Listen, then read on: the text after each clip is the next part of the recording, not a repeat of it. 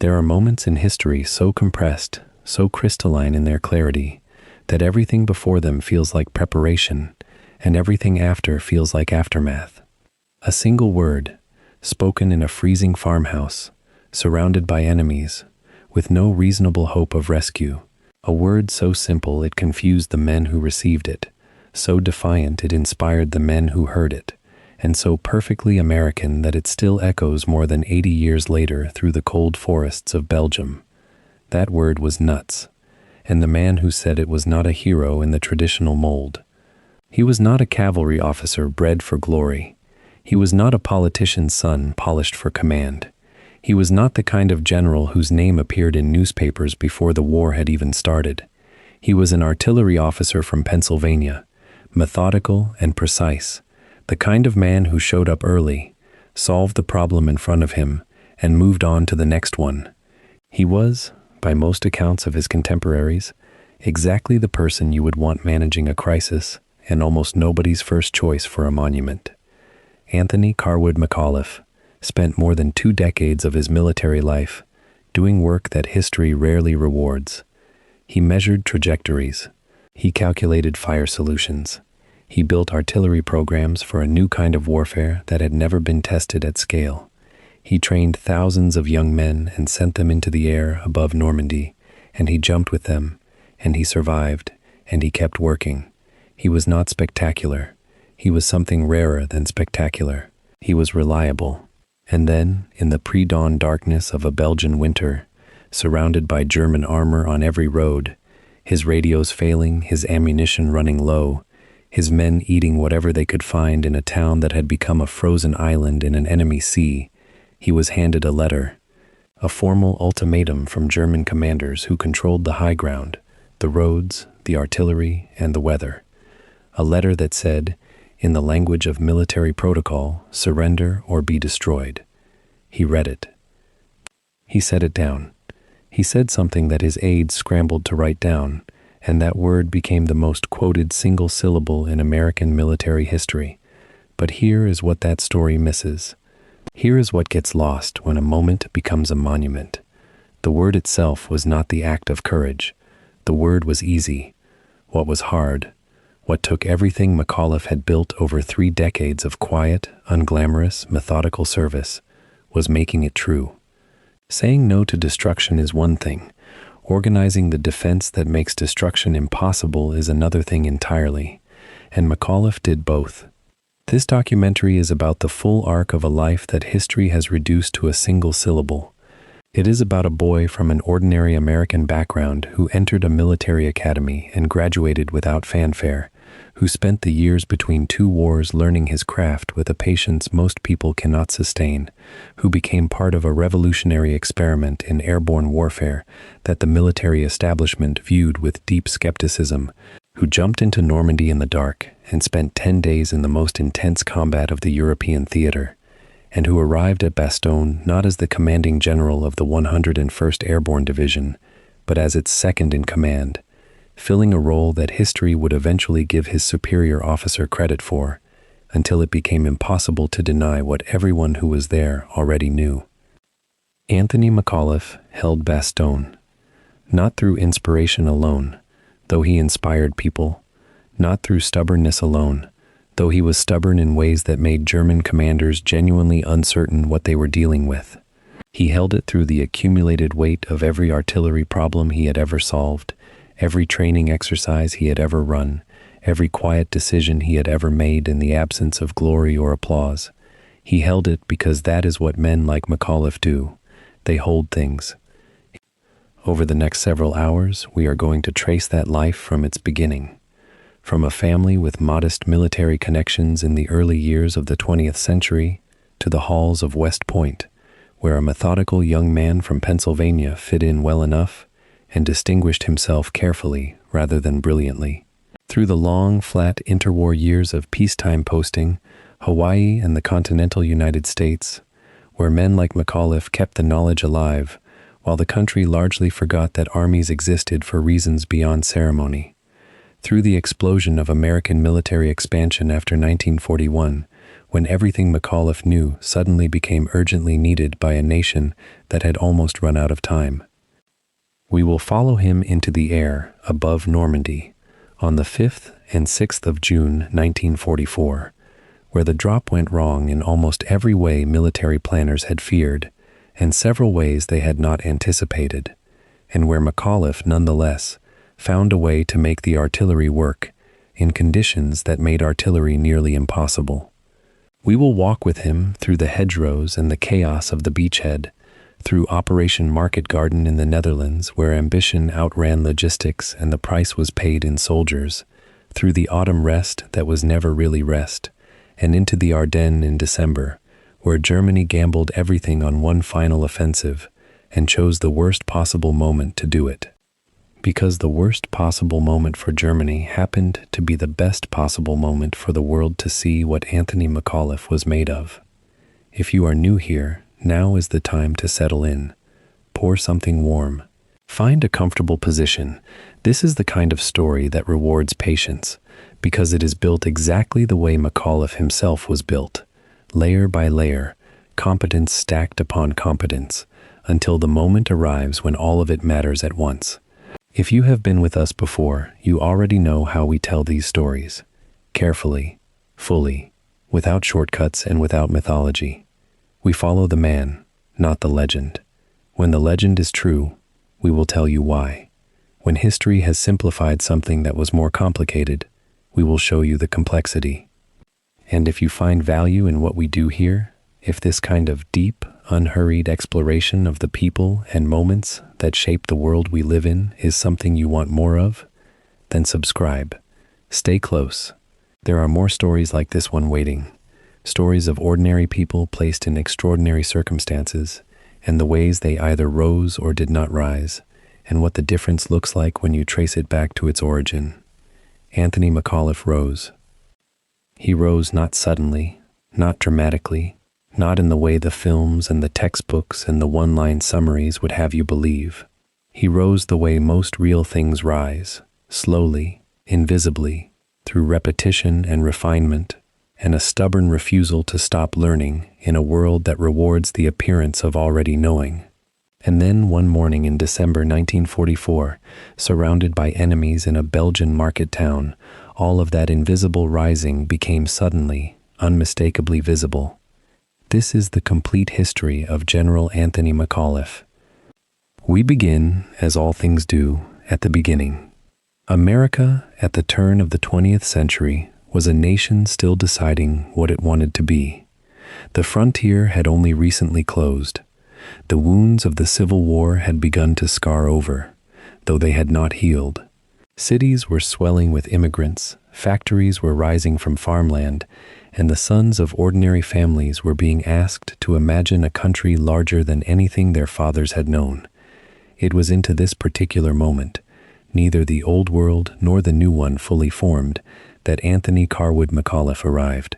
He was born in Washington, District of Columbia, in 1902, a city of monuments and mud, of grand avenues and grinding poverty, where government workers and laborers and soldiers moved through the same streets, without quite inhabiting the same world. His birth was not marked by any particular fanfare, and history took no notice. He was simply a boy, new to the world, lying in a city that was itself still figuring out its purpose. The McAuliffe family carried within them a relationship to military service that was neither glamorous nor distant. It was simply present, woven into the fabric of how they understood obligation and identity, the way certain families carry a trade through generations not because they love it above all else, but because it makes sense of who they are. This modest military connection did not translate into wealth or influence or the kinds of doors that swing open for the well-connected sons of decorated officers. What it gave McAuliffe was something quieter and perhaps more durable, a working familiarity with discipline, with hierarchy, with the understanding that authority carries weight and that weight carries responsibility. Growing up in a household where these ideas moved through daily conversation like weather moves through a room, shaped the boy in ways that would take decades to fully manifest. He absorbed a culture of service, not as abstraction, but as lived texture, the ordinary rituals of a family that understood the world in terms of duty rather than ambition. The family's ties to Pennsylvania gave young Anthony the formative world of his boyhood, and Pennsylvania in the early years of the 20th century was a state of uncommon contradictions. It was industrial and rural simultaneously, its western reaches thick with coal dust and the noise of steel, its quieter counties still patterned by German and Scots-Irish farming communities that had changed little in the previous century. It was a place where practicality was not simply admired but expected, where a person who could solve a problem with their hands commanded a different kind of respect than one who could merely theorize about solutions. McAuliffe grew up absorbing this sensibility. He was not the kind of boy who attracted attention with brilliance or social ease. He was the kind of boy who showed up, who kept his word, who thought before he spoke, and meant what he said when he finally said it. In a place that valued those qualities, he was unremarkable precisely because he embodied the local ideal so completely. What early 20th century Pennsylvania offered a thoughtful boy was something more than scenery. It offered a working model of cause and effect, of communities that survived or failed based on the decisions of ordinary people bearing ordinary burdens. The towns McAuliffe moved through were not insulated from consequence. When the mines slowed, families went hungry. When industry demanded labor, entire neighborhoods reorganized themselves around the rhythms of the shift whistle. Children growing up in that environment did not need to be taught that decisions had consequences. They watched it happen around them every day. McAuliffe was absorbing, whether he knew it or not, a fundamental lesson in accountability. The world responded to what you did, not what you intended. That understanding, concrete, unsentimental, grounded in observation rather than theory, would later make him an officer his men could trust, precisely because he never confused plans with outcomes. There was nothing in the boy that announced future greatness, and that is perhaps the most honest thing that can be said about him. He was not the fastest or the most charismatic or the one whose name teachers remembered years later.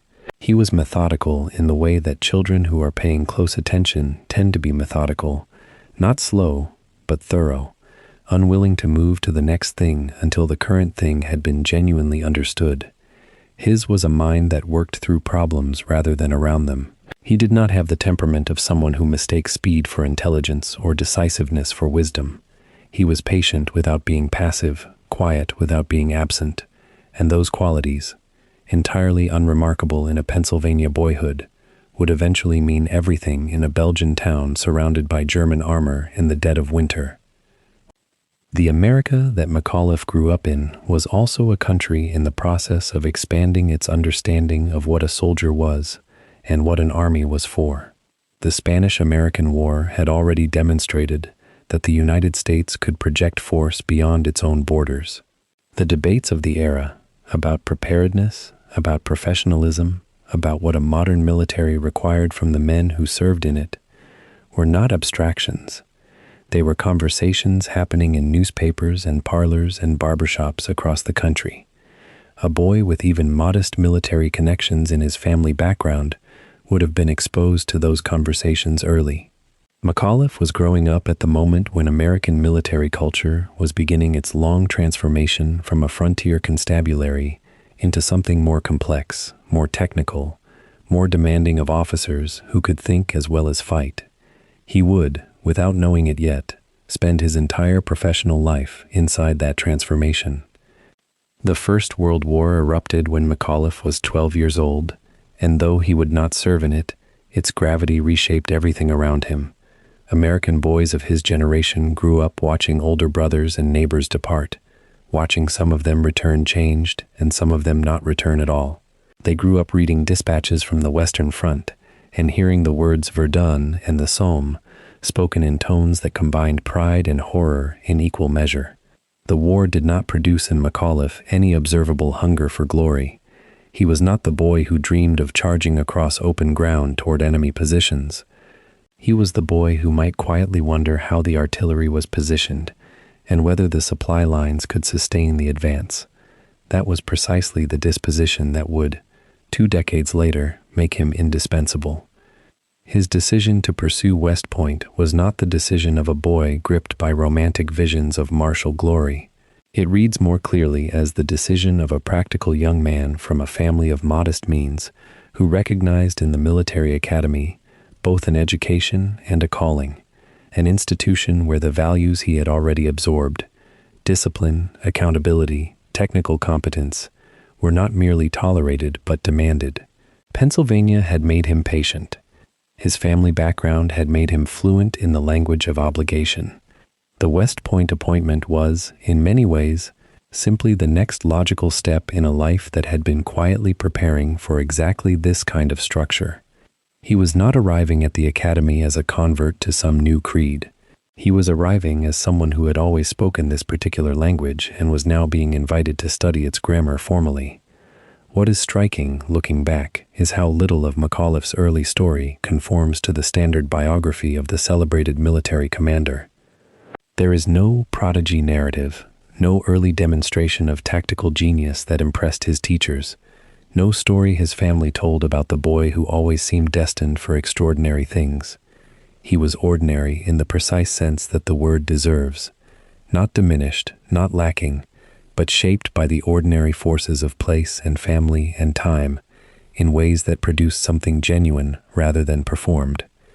The American Midwest and its neighboring states have produced this kind of officer before and since, men whose greatest strength is an absolute absence of pretension, whose competence is so deeply integrated into who they are that crisis cannot strip it away because it was never merely a role to begin with.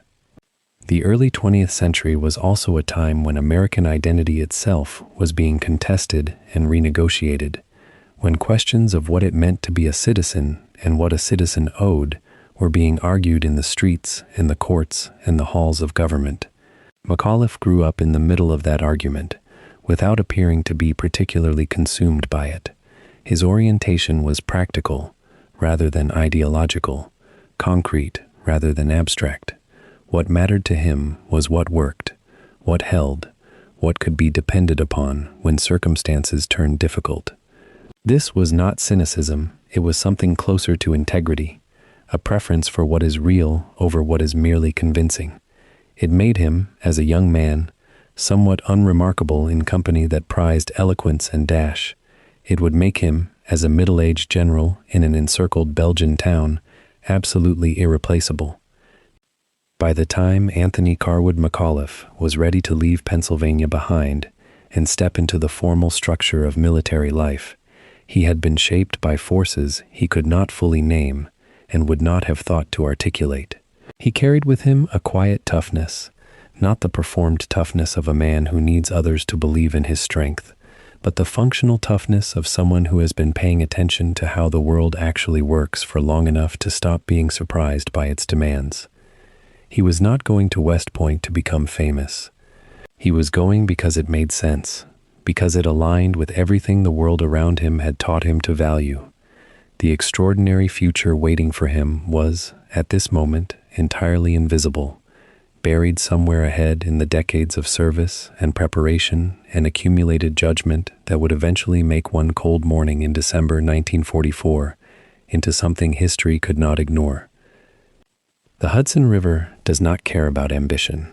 It moves as it has always moved, steady, indifferent, ancient, past the gray granite walls of the United States Military Academy at West Point, New York, carrying with it the cold air of 1,000 winters and the reflected light of a sky that has watched boys arrive here and men depart.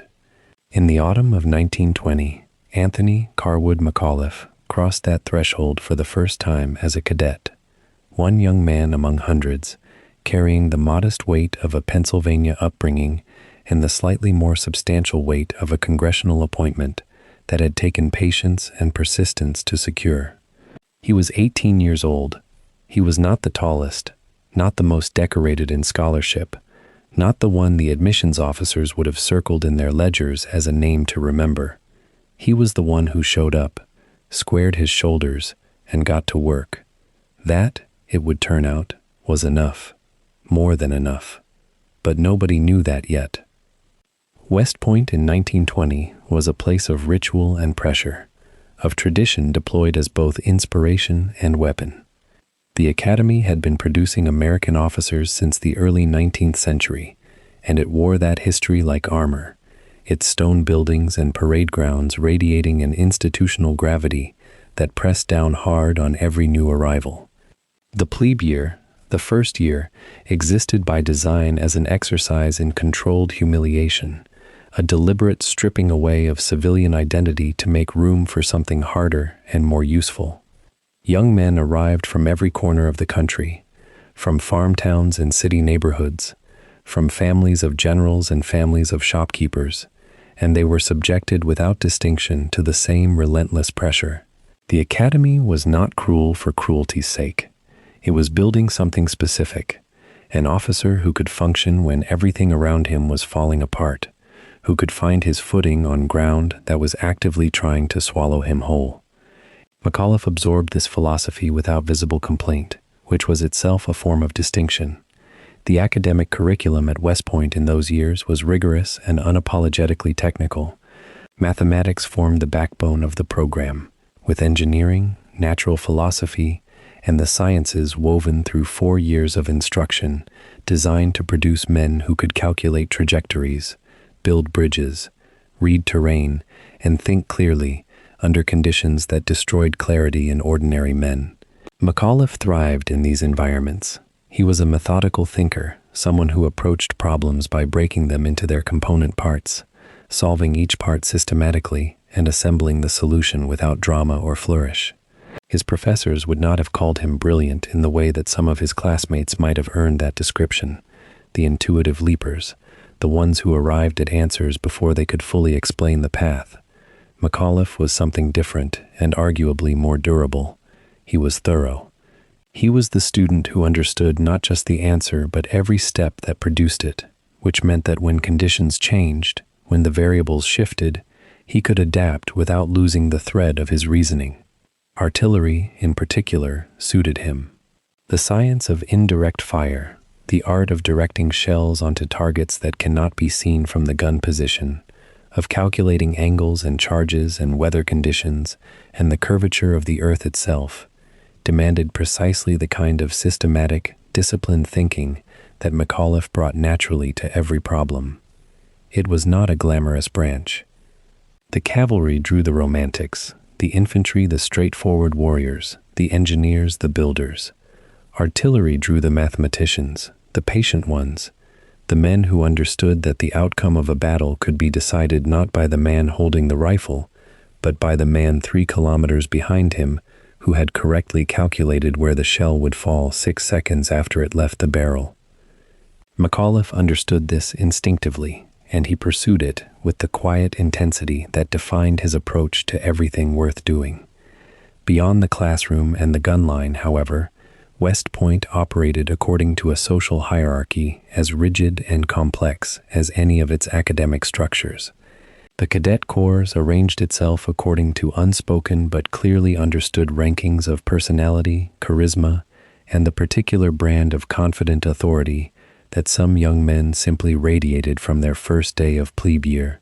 These were the ones who seemed born to command, the ones whose names circulated among upperclassmen, whose futures seemed written already in the set of their jaw and the volume of their laughter. McAuliffe was not among them. He occupied that large, essential, largely invisible middle ground of the course. Competent, reliable, respected by those who worked alongside him, but not the subject of prediction or special notice. He was not making enemies, either. That counted for something. The academy had a way of exposing the unsteady and the pretentious over 4 years of sustained pressure, and the ones who emerged quietly intact were often worth more, in the end, than the ones who arrived blazing and burned themselves out against the granite.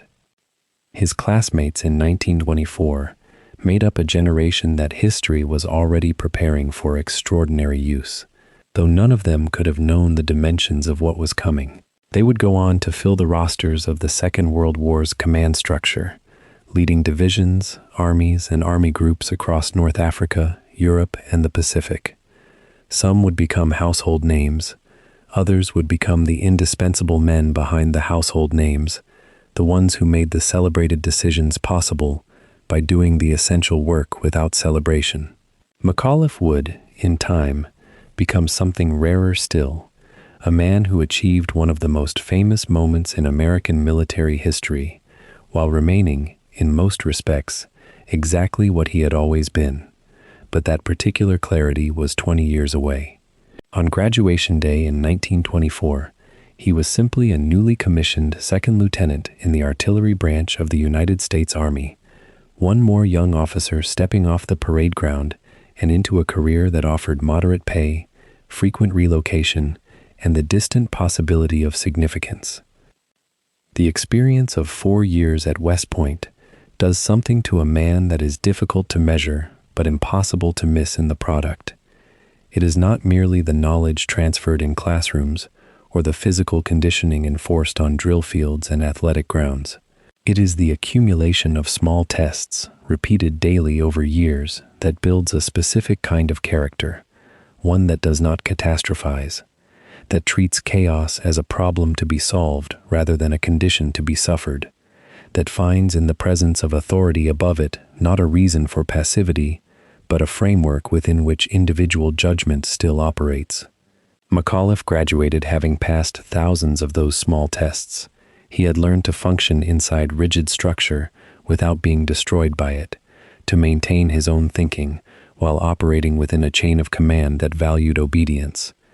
This balance between independent judgment and institutional loyalty would prove, in a frozen Belgian town 2 decades later, to be the most important thing West Point ever gave him. What the Academy could not give him, and what no institution can manufacture, was the particular temperament he brought to the place. Calm is not a skill that can be taught in a classroom.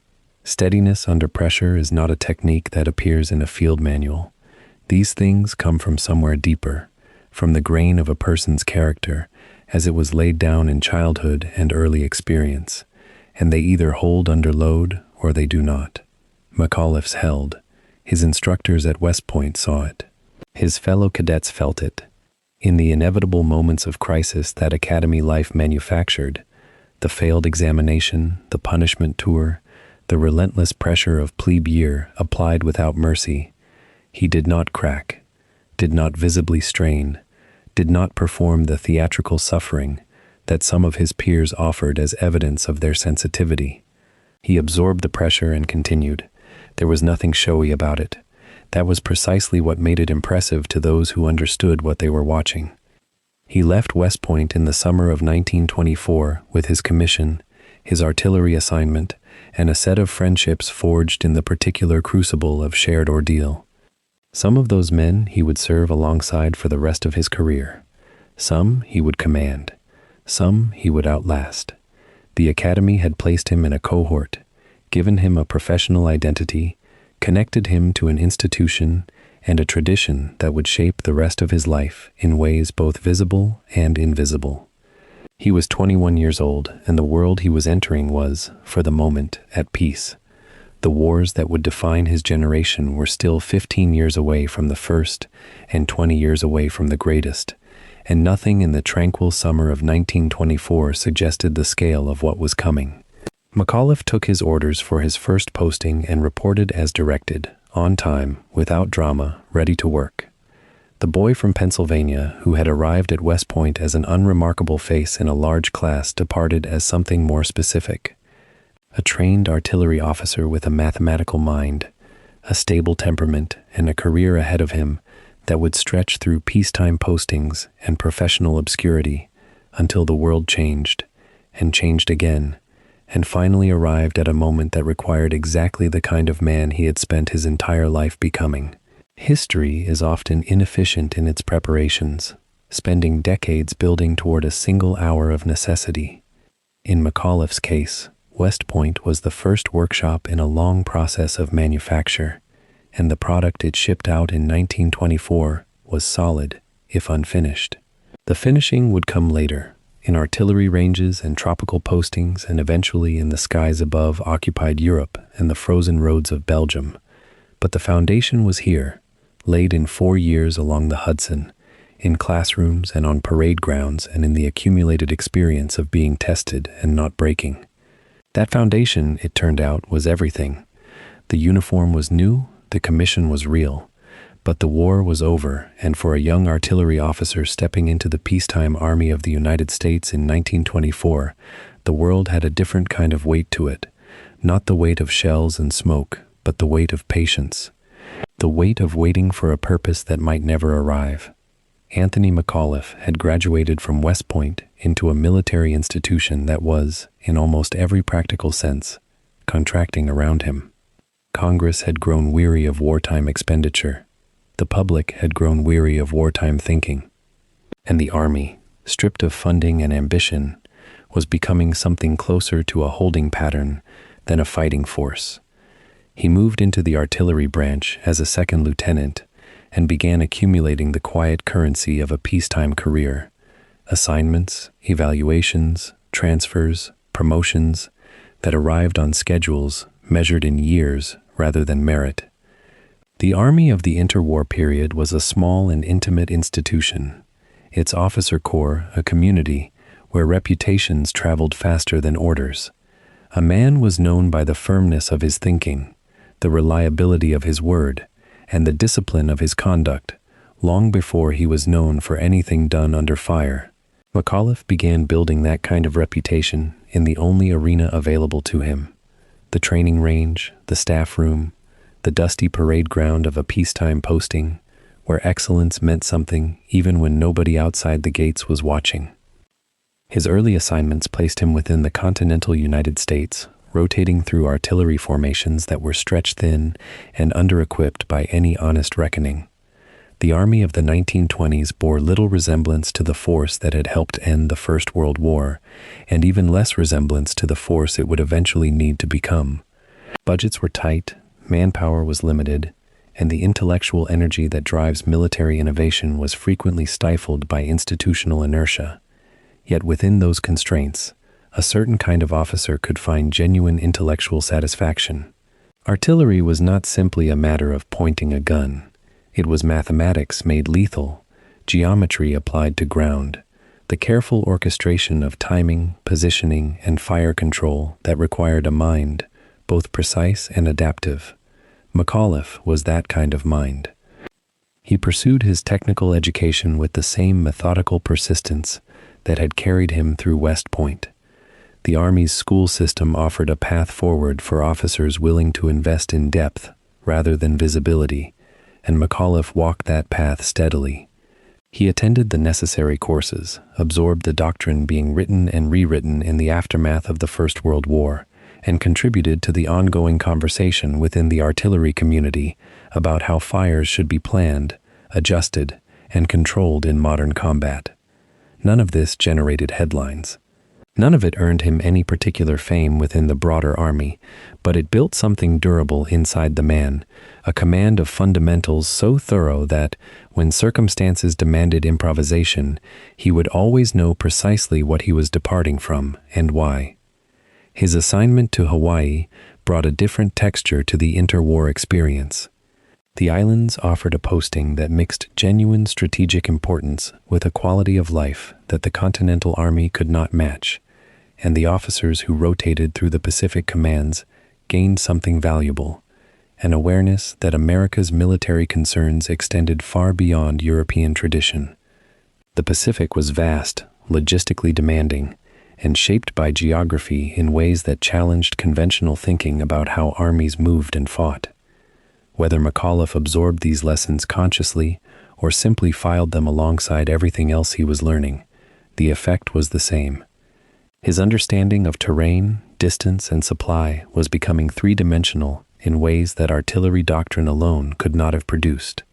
Promotions came, as they did for most officers of his generation, at a pace that would strike later observers as glacially slow.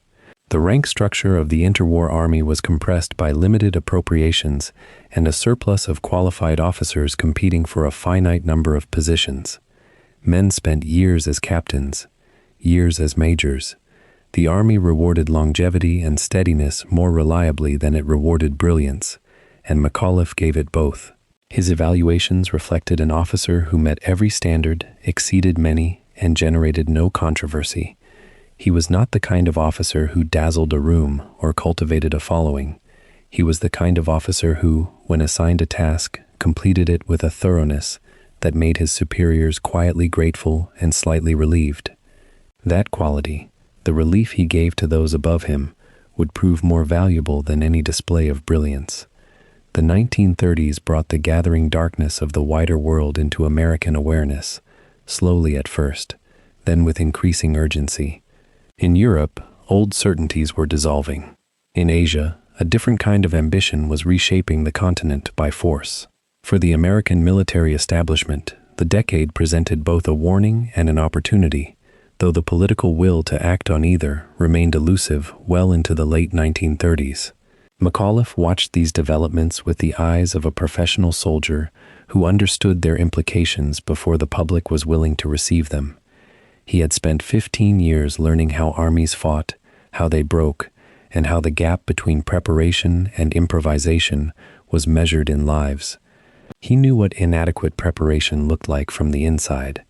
The Army's slow expansion in the second half of the 1930s gave officers like McAuliffe slightly more room to work. New formations were being considered. Old doctrine was being examined under the harsh light of what was happening in Spain and then in Poland, and the question of how an American army would fight a modern war was beginning to receive the serious attention it had long been denied. Artillery doctrine was part of this conversation, and McAuliffe was embedded in it at a professional level that placed him among the men who would eventually translate theoretical revision into practical change. He was not yet a general. He was not yet famous. But he was, in the specific technical language of his branch, a serious man. Through all of this, the character of the man was settling into its final form. Colleagues who knew him in these years would later describe qualities that seem modest in isolation but powerful in combination. He was patient without being passive. He was decisive without being reckless. He had a natural economy with words that could register as coldness to those who didn't know him, but read as clarity to those who did. He did not perform confidence. He simply had it. The earned kind that comes from knowing a subject exhaustively and trusting that knowledge to hold under pressure. These were not qualities that the interwar army showcased in any dramatic way, but they were qualities it quietly selected for, and McAuliffe had them in abundance. His family life ran parallel to his career during these years, grounding him in the ordinary rhythms of a life that most soldiers of his generation shared. The moves between postings, the adjustments to new climates and new communities, the maintenance of relationships across distances, all of it contributed to a man who understood that the people under his command had lives that mattered, that morale was not an abstraction, but a direct product of how a commander treated the human beings in his care. The Army's peacetime culture had its rituals and its hierarchies, and McAuliffe navigated them with the same steady competence he brought to everything else. He neither resented the institution nor idealized it. He understood it, which is a rarer and more useful thing. By the time the European War began in earnest in September of 1939, McAuliffe was in his late 30s, an experienced artillery officer with more than a decade and a half of service behind him. He had no combat experience. He had no famous name. He had no patron among the Army's senior figures who would accelerate his rise through the coming emergency. What he had was something harder to quantify and far more consequential. 15 years of serious professional preparation, a temperament tested by the long grind of peacetime service and found unbreakable, and a set of technical and human skills that had been refined through repetition until they were, in the truest sense of the word, reliable. The quiet years were over. The world that had been building toward catastrophe was finally arriving at it. And the unassuming officer from Pennsylvania, the man who had spent a career being good at things that didn't yet matter to anyone watching, was about to find himself standing exactly at the center of what came next.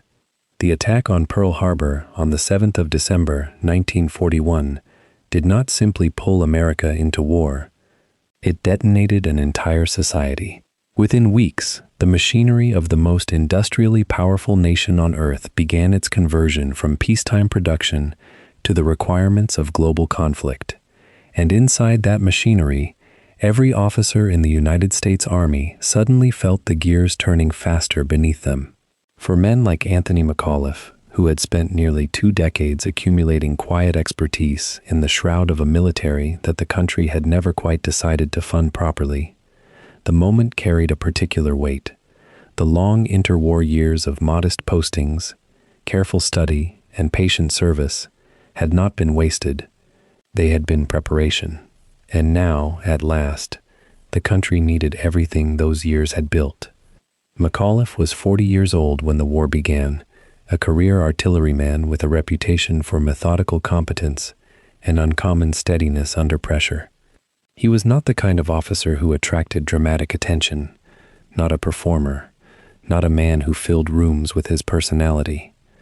What he had was something less visible and more durable, a deep technical understanding of how artillery operated on a battlefield, and an ability to communicate that understanding clearly to the men who worked beneath him. The Army recognized this. It was not the kind of recognition that comes with fanfare, but in the frantic expansion of a military that needed to grow from fewer than 200,000 men to several million in the span of a few years, the identification of reliable, capable officers was not a ceremony, it was a necessity. His promotion to colonel came as America restructured its forces at a speed that had no real precedent. New divisions were being created almost monthly, many of them built around concepts that had never been tested in sustained combat, assembled from men who had never heard a shot fired in anger. Among these formations, one stood apart in ambition and strangeness, the 101st Airborne Division. The concept of large-scale airborne warfare was barely a decade old anywhere in the world, and in the United States Army it was younger still, its doctrine still half-formed, its equipment still evolving, its tactical theory pieced together from the observations of foreign experiments and the imagination of officers willing to think past traditional boundaries. Into this uncertain enterprise, McAuliffe was assigned. His role was Chief of Artillery for the 101st Airborne Division, and it was a position that required him to solve a problem no American general had fully confronted before. Artillery is the dominant arm of conventional warfare, the great equalizer on the open battlefield, the instrument that more than any other determines who lives and who does not when infantry clashes with infantry. But airborne warfare, by its very nature, strips away the heavy equipment that conventional artillery depends upon. You cannot drop a standard field gun from an aircraft without destroying it, and likely the aircraft carrying it. You cannot move a heavy howitzer across territory where there are no roads, no trucks, no supply lines, and no guarantee that the ground beneath your feet will be secure by morning. The fundamental tension of McAuliffe's assignment was this. He was responsible for providing firepower to a division that had been designed, almost by definition, to operate without it. The solutions available to him were limited and imperfect. Gliders offered one possibility, the ungainly engineered compromise of early airborne doctrine, unpowered aircraft towed to release altitude, and then descended without power to whatever landing zone awaited them below. A glider could carry a light artillery piece, could carry ammunition, could carry the crew to operate it, but landing a glider was an exercise in controlled catastrophe under ideal conditions, and battlefield conditions were never ideal. The pieces themselves had to be lighter, shorter ranged, and less powerful than their conventional equivalents, sacrificing range and shell weight for the portability that airborne operations demanded. McAuliffe worked within these constraints, not by lamenting them, but by understanding them precisely, mapping what was possible against what would be needed, and building doctrine from that mapping. What made him effective in this role was not brilliance in the conventional military sense. He was not producing radical new theory or challenging the fundamental premises of airborne warfare. What he was doing was more immediately useful. He was translating the available equipment into workable tactical practice. He studied what the weapons could do and what they could not, and he designed procedures accordingly. He established protocols for when and how artillery could be employed, what targets it was suited to engage, when infantry commanders needed to accept that fire support would not arrive and find other solutions. These were unglamorous decisions, the kind that fill field manuals rather than history books, but in combat, they were the difference between units that survived contact with armor and units that did not. The 101st Airborne Division was forming at a time when the entire American military was reinventing itself under conditions of acute pressure and limited time. The division's senior leadership included officers who understood that they were building something unprecedented, and they needed specialists who could translate theoretical ambition into operational reality. McAuliffe's value in this context was precisely that he was not a theorist. He was a practitioner who had spent 20 years learning the mechanics of artillery employment, and he could apply that knowledge to a new set of constraints without losing the rigor that made it useful. When commanders above him proposed tactical plans, McAuliffe could tell them what fire support those plans could expect, and what they could not. That kind of honesty, delivered without drama or hedging, was exactly what the division needed as it moved from concept to training to eventual combat. His assignment also placed him inside something larger than a single division. The airborne forces of the United States Army were developing simultaneously with the broader transformation of American military power, and the decisions made in training camps across the country during 1942 and 1943 would shape how those forces performed in combat years later.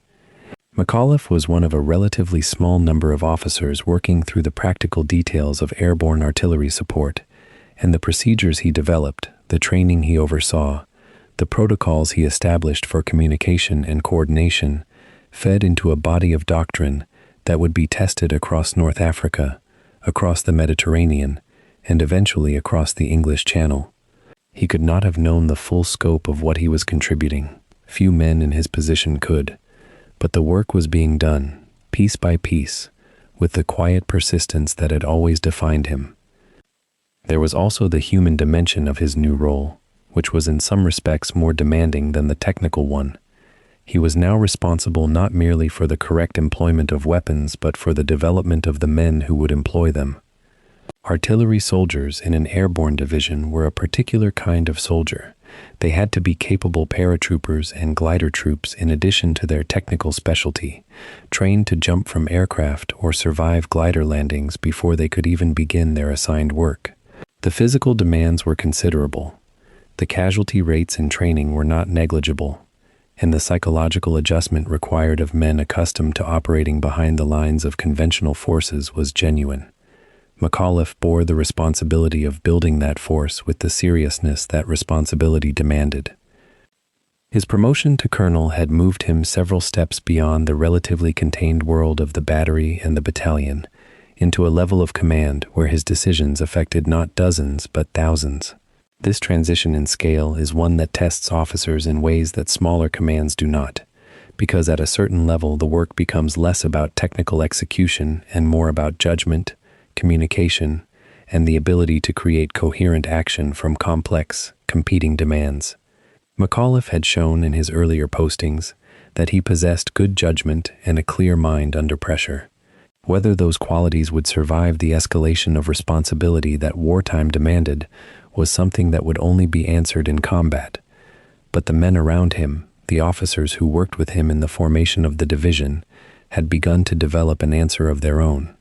The colonel who showed up each morning with the same calm focus, who absorbed bad news without losing his composure, who asked precise questions and gave precise answers, was accumulating a kind of trust that could not be manufactured or performed. It was simply built, over time, through the repetition of reliability. The world was changing at a speed that made careful men nervous, and the army was changing with it. New weapons, new tactics, new organizational concepts, new officers rising to prominence almost overnight as the scale of the conflict demanded commanders at every level. McAuliffe rose with it, steadily and without spectacle, doing the work that the moment required. The 101st Airborne Division was becoming a real fighting force, and he was becoming a real part of its leadership, not yet at the apex of command, but close enough to shape the whole from his position within it. The experimental force was taking form. The artillery it would carry into battle was becoming defined, and the officer responsible for that artillery was learning, day by day, what it meant to prepare for a war that was not yet his to fight, but was moving toward him, with the certainty of weather. There is a particular kind of problem that has no manual, no precedent, and no margin for error. It sits in front of you like a locked room with no visible door, and the men whose lives depend on your solution are watching from the corridor. That was the problem Anthony McAuliffe faced in the early years of American involvement in the Second World War, when the Army handed him responsibility for a form of warfare that had barely existed a decade before. The 101st Airborne Division was not simply a new unit. It was a new idea, still raw and unproven, assembled from ambition and doctrine borrowed from European experiments that had produced results ranging from spectacular to catastrophic. McAuliffe's assignment was to make its artillery component work, to solve, in the time available, every problem that stood between a theoretical concept and a functioning fighting force capable of surviving against a modern enemy. Traditional artillery doctrine had been built over centuries of land warfare, refined through the grinding lessons of the First World War into something vast and systematic. Guns weighed tons. Their ammunition weighed more. Moving them required roads, vehicles, time, and the kind of logistical infrastructure that a conventional army dragged forward behind its infantry. None of this was available to the airborne soldier. The airborne soldier arrived by parachute or glider, carrying only what he could hold or strap to his body, and landed in terrain that was almost never what the map had promised. The artillery officer responsible for supporting that soldier had to somehow deliver firepower into that same chaotic space, with guns small enough to fly, crews light enough to jump, and methods reliable enough to work when everything around them was breaking down. McAuliffe looked at this problem not with the contempt of a traditionalist forced into novelty, but with the focused attention of a man who genuinely understood both what artillery could do and what the infantry needed it to do. The glider was the central instrument of his work, and it was a deeply imperfect instrument. These were engineered compromises, fabric-covered frames of wood and metal, towed by powered aircraft to their release points and then committed to an unpowered descent over occupied territory, with no second chance and no abort option. They carried artillery pieces, jeeps, ammunition crates, and the men who would fight with them, packed into a space that tolerated almost no variance from the calculated load. McAuliffe worked through the mathematics of weight and balance with the kind of patience that was entirely his own. A gun that shifted during flight could destroy the aircraft. An ammunition load miscalculated by even a small margin could prove fatal before a single round was fired. He pushed his teams to develop loading procedures that were precise, repeatable, and fast enough to execute under the time pressures of an actual operation. The procedures that emerged from this work were not guesswork dressed up as protocol. They were tested, revised, and tested again until failure became unlikely rather than merely unfortunate. The question of communication presented a different order of difficulty, one that no amount of mechanical precision could fully resolve. Artillery is only useful when the guns know where to fire, and that knowledge flows through radio. In conventional operations, radio nets could be established, maintained, and repaired. In airborne operations, radios were dropped in the wrong fields, recovered by the wrong people, broken on landing, or simply overwhelmed by the noise and confusion of a battle that had no coherent front line.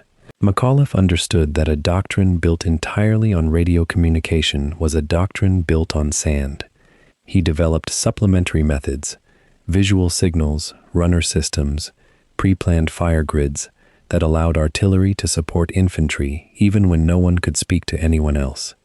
The fire grids were perhaps the most significant of these contributions, a system by which specific map areas were pre-assigned call numbers that any soldier could use to request fire on a known location without requiring a functioning radio or a sustained voice connection. It was a simple idea executed with extraordinary care, and it would prove its value repeatedly in the months ahead. The threat posed by armored vehicles was the problem that kept McAuliffe's nights longest. The one weapon system that airborne infantry genuinely could not match was the tank. A parachute division arrived without armor of its own, and the guns it could bring in by glider were chosen for their lightness rather than their destructive power against heavy steel. German armor could drive through an airborne perimeter if it chose to commit, and the historical record of airborne operations in other theaters had already demonstrated exactly how lethal that combination could be. McAuliffe studied the anti-armor options available to him with the same methodical attention he had given to loading procedures and fire grids. The pack howitzer, a lightweight artillery piece designed for exactly this kind of operation, was his primary tool, and he worked to maximize its effectiveness against armored targets by developing firing techniques that used direct fire at close range rather than the conventional indirect trajectories of artillery support. He also integrated the bazooka and available anti-tank guns into his artillery planning, treating them not as infantry weapons that happened to be present, but as components of a coordinated anti-armor system with defined sectors and overlapping fields of fire. The idea was that no tank approaching a defended position should ever face only one type of weapon. It should face a layered response, the anti-tank gun covering the avenue of approach, the pack howitzer positioned for direct fire if the first line was penetrated, the bazookas held in reserve for the close-in fight. This was not a system that could stop an armored division. Nothing available to an airborne force could do that, but it could make armored attack expensive enough that a cautious enemy commander might choose a different target, and buying time through the threat of cost was a form of success available even to the outnumbered. Supply was the constant companion of all these problems, present in every calculation and absent from too many solutions. An airborne division operating behind enemy lines could not be resupplied the way a conventional division could. Ammunition, medical equipment, food, and fuel had to either arrive by air or be captured from the enemy, or carried in from the beginning. McAuliffe built this constraint into his planning from the start, establishing ammunition standards that calculated how many rounds each gun could fire per day across an extended encirclement. These standards were not optimistic. They were designed to keep guns firing for longer than most planners assumed an airborne operation would last, because McAuliffe was already thinking about the scenario in which relief took longer than expected. The instinct to plan for bad luck rather than good luck was not pessimism. It was the discipline of a man who had spent his career in an artillery branch that understood better than most what happens when guns go silent at the wrong moment. He ran exercises that were as close to actual combat as training could produce, deliberately inducing the conditions of confusion, communication failure, and resource scarcity that real operations would generate. Guns were positioned in darkness. Fire missions were called with incomplete information. Crews were required to switch positions mid-exercise when simulated casualties removed key personnel. The men who went through this training did not always enjoy it, and some of the friction generated was real rather than simulated. But the purpose was not enjoyment. The purpose was to build reflexes strong enough to survive the gap between the textbook and the battlefield, a gap that had swallowed entire units before McAuliffe's time and would swallow more after it. What he was building was not just technical proficiency. He was building a kind of practiced calm, the ability to function coherently when nothing around you is functioning at all. The relationships McAuliffe built with his division's infantry commanders during this period were as important as any piece of equipment or any procedural refinement. Artillery officers and infantry officers have always lived in a state of productive tension. The infantryman wants fire now, close, and in large amounts. The artilleryman wants time, information, and distance from his own men before the rounds land. In a conventional force, this tension is managed by doctrine and hierarchy. In an airborne force operating in scattered packets across broken terrain, it was managed by trust and personal knowledge. McAuliffe made it his business to understand what each of his infantry commanders expected and feared, and to be honest with them about what his guns could and could not do in the circumstances they were likely to face. This honesty was not always welcome. It was always useful. He was not a colorful figure. He did not cultivate the kind of theatrical presence that American military culture had come to associate with greatness, the swagger and the quotable bravado that made some generals famous before they had done anything worth remembering. McAuliffe's authority came from a different source, from the knowledge that when he spoke about what his guns could do, he had personally worked through every calculation behind the statement. The men under his command noticed this. Not all of them could have articulated what they were seeing, but they felt the difference between a leader who was performing confidence and one who had actually earned it through preparation. That difference, invisible in peacetime, becomes the only thing that matters when the situation deteriorates past the point where doctrine covers it. By the time the 101st Airborne Division moved toward active deployment, McAuliffe had transformed an abstract requirement into a functioning system. It was not a perfect system. No honest officer would have claimed it was.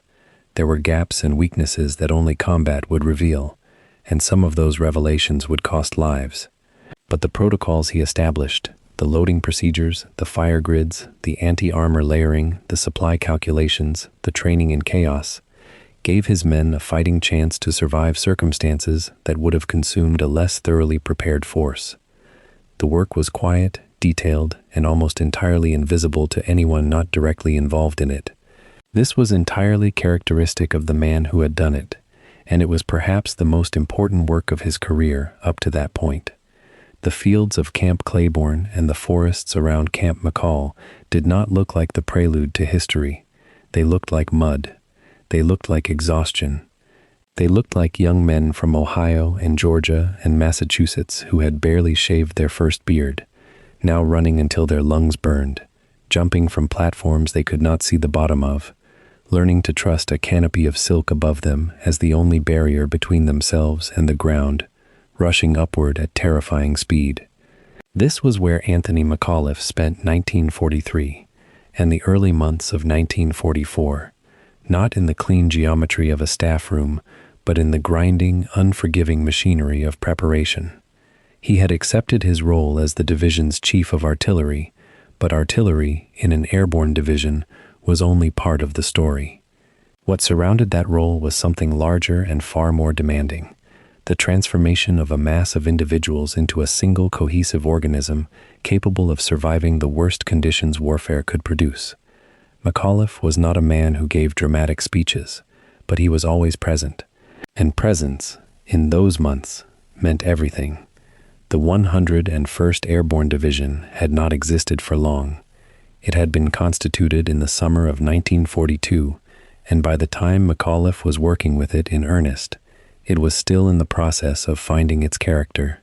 The division's commander, Major General William Lee, set the tone with genuine conviction. Lee believed in the airborne concept with a fervor that bordered on the evangelical, and that belief filtered downward through every echelon. But belief alone does not make soldiers. What makes soldiers is repetition, discomfort, failure, correction, and the slow accretion of capability through hardship endured collectively. McAuliffe understood this, not as theory, but as something he had absorbed through years of peacetime artillery service, through watching men under stress and noting which pressures built strength and which merely broke morale. He watched the training program with the same analytical patience he applied to fire control problems, and he adjusted his methods accordingly. The training itself was structured to compress years of military instinct into months of controlled punishment. Physical conditioning consumed the early weeks: long marches with full equipment, obstacle courses, running in formation before dawn had fully broken over the Carolina hills. For men drawn from civilian life, the shock of this regime was profound. Muscles ached in ways they had never ached before. Feet blistered, and then the blisters hardened into calluses, which was the point. The body was being remade, not simply strengthened, but reconfigured toward a different standard of endurance. McAuliffe moved through these training areas regularly, not to micromanage, but to observe and to be seen. His presence communicated something that no order in writing could convey, that the men asking these soldiers to suffer were themselves willing to stand in the same cold and mud. That currency of shared discomfort was not lost on the men of the 101st. Artillery training under McAuliffe carried its own particular intensity. The problem of airborne artillery was not simply a logistical one, it was conceptual. The guns themselves had to be lighter, different, capable of being broken down and loaded into gliders and then reassembled under fire on contested ground. The howitzers available were smaller than what a conventional artillery officer would prefer, and they demanded more precise handling and positioning to compensate for their reduced range and power. McAuliffe drilled his gun crews relentlessly, pressing them to reduce setup times, to communicate across distance and noise, to make decisions that in a conventional division might wait for a senior officer. In an airborne operation, the senior officer might be scattered across 3 separate fields.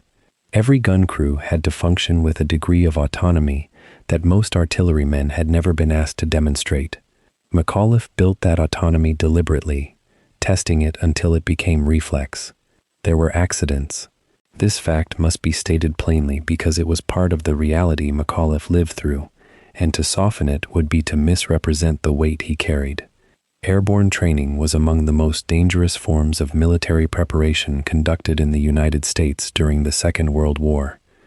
Parachute malfunctions, equipment failures, collisions between aircraft, and the simple, brutal mathematics of putting large numbers of men into high-risk situations repeatedly. All of these produced casualties before a single shot was fired in anger. The division lost men during training. Not many, measured against the scale of what was coming, but each loss was total to the man who suffered it and to those who knew him. McAuliffe was not insulated from these losses.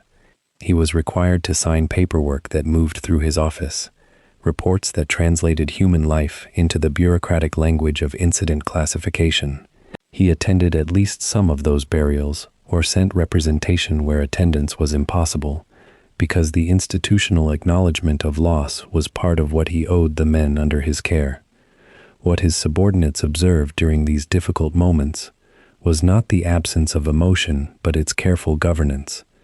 McAuliffe did not perform grief, nor did he suppress it into a kind of cold indifference that soldiers sometimes mistake for strength. He processed what needed processing and then returned to the work, because the work was the best answer to loss that the situation allowed. To stop training because training was dangerous would have been a greater betrayal of the men already lost than continuing. They had been preparing for something that mattered. The only honoring of that preparation was to ensure that those who came after them were better prepared than they had been. McAuliffe's men absorbed this logic, perhaps without articulating it, simply by watching how he moved through those difficult weeks. By the autumn of 1943, the division was taking visible shape.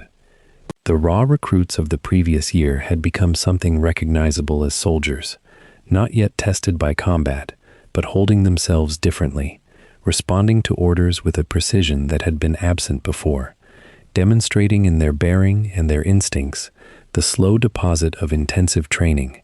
The artillery units were reaching a standard McAuliffe considered genuinely impressive, capable of establishing fire positions with a speed and accuracy that surpassed many conventional artillery formations with far greater experience. He was not a man given to easy praise, which meant that when he acknowledged progress, the men who received that acknowledgement understood it to be genuine. His economy of approval made it worth more. The winter months brought cold and additional complications. Exercises were designed to replicate, as faithfully as the training environment allowed, the conditions the division might face in Europe. Night jumps tested orientation and coordination in darkness. Cross-country movements tested endurance against weather rather than just distance. Artillery exercises tested the ability to coordinate fires when communication was degraded by terrain and temperature, and the simple friction of men and machines operating near the limits of their capability. McAuliffe embraced these conditions as essential. Comfort was the enemy of readiness in his assessment. A soldier who had trained only in mild weather would fail in his first winter operation. The conditions were not cruelty for cruelty's sake. They were the rational simulation of what was coming. There were moments of friction with the division's leadership structure. McAuliffe's role as chief of artillery gave him significant influence but not supreme authority over how the division trained as a whole. He worked within a command hierarchy, reporting to Lee, coordinating with the division's other senior staff, and managing the complicated human geography of an organization with thousands of moving parts. When his judgment about artillery training priorities conflicted with other demands on the division's time and resources, he made his case through the proper channels, argued it with precision and evidence, and accepted the decisions that came back down to him. This willingness to function within institutional constraints while still pressing hard for what he believed was correct was not passivity. It was a form of professional discipline that marked the difference between a useful senior officer and a disruptive one. In the early months of 1944, the tempo of preparation began to accelerate. Information that filtered down through intelligence channels, stripped of specifics but heavy with implication, suggested that the long-discussed cross-channel invasion was drawing closer. Training shifted in subtle ways toward readiness for actual deployment. Equipment was inspected with greater attention, personnel records were updated, medical standards were applied more rigorously. McAuliffe felt the shift. Every senior officer in the division felt it. The work that had felt like preparation in the abstract was beginning to feel like preparation for something specific, something real, something that would arrive on a date that had already been written in planning documents none of them had seen. The men sensed it too, in the way that soldiers always sense a change in the emotional temperature of command. What McAuliffe had built over those months, through the mud and the cold and the losses and the relentless repetition, was something harder to quantify than a training record. He had built trust, not the simple trust of familiarity. His men did not all know him personally, could not all pick him out of a formation by face, but the deeper institutional trust that comes from witnessing consistent, competent, unflappable leadership over an extended period of shared hardship. The men of the 101st Airborne Division did not yet know what Anthony McAuliffe was capable of in the worst possible circumstances, but they had seen what he was capable of in difficult ones, and what they had seen was someone who did not flinch, did not dramatize, did not offer false comfort, and did not project false confidence. He told them what was true, prepared them as well as the situation allowed, and stood in the same weather they stood in. In the arithmetic of military trust, that added up to something substantial. It would need to be. The gauntlet of training was nearly complete. Spring was approaching. In offices and command posts far above McAuliffe's level of visibility, the final details of the largest amphibious invasion in the history of warfare were being locked into place. The 101st Airborne Division would not cross a beach.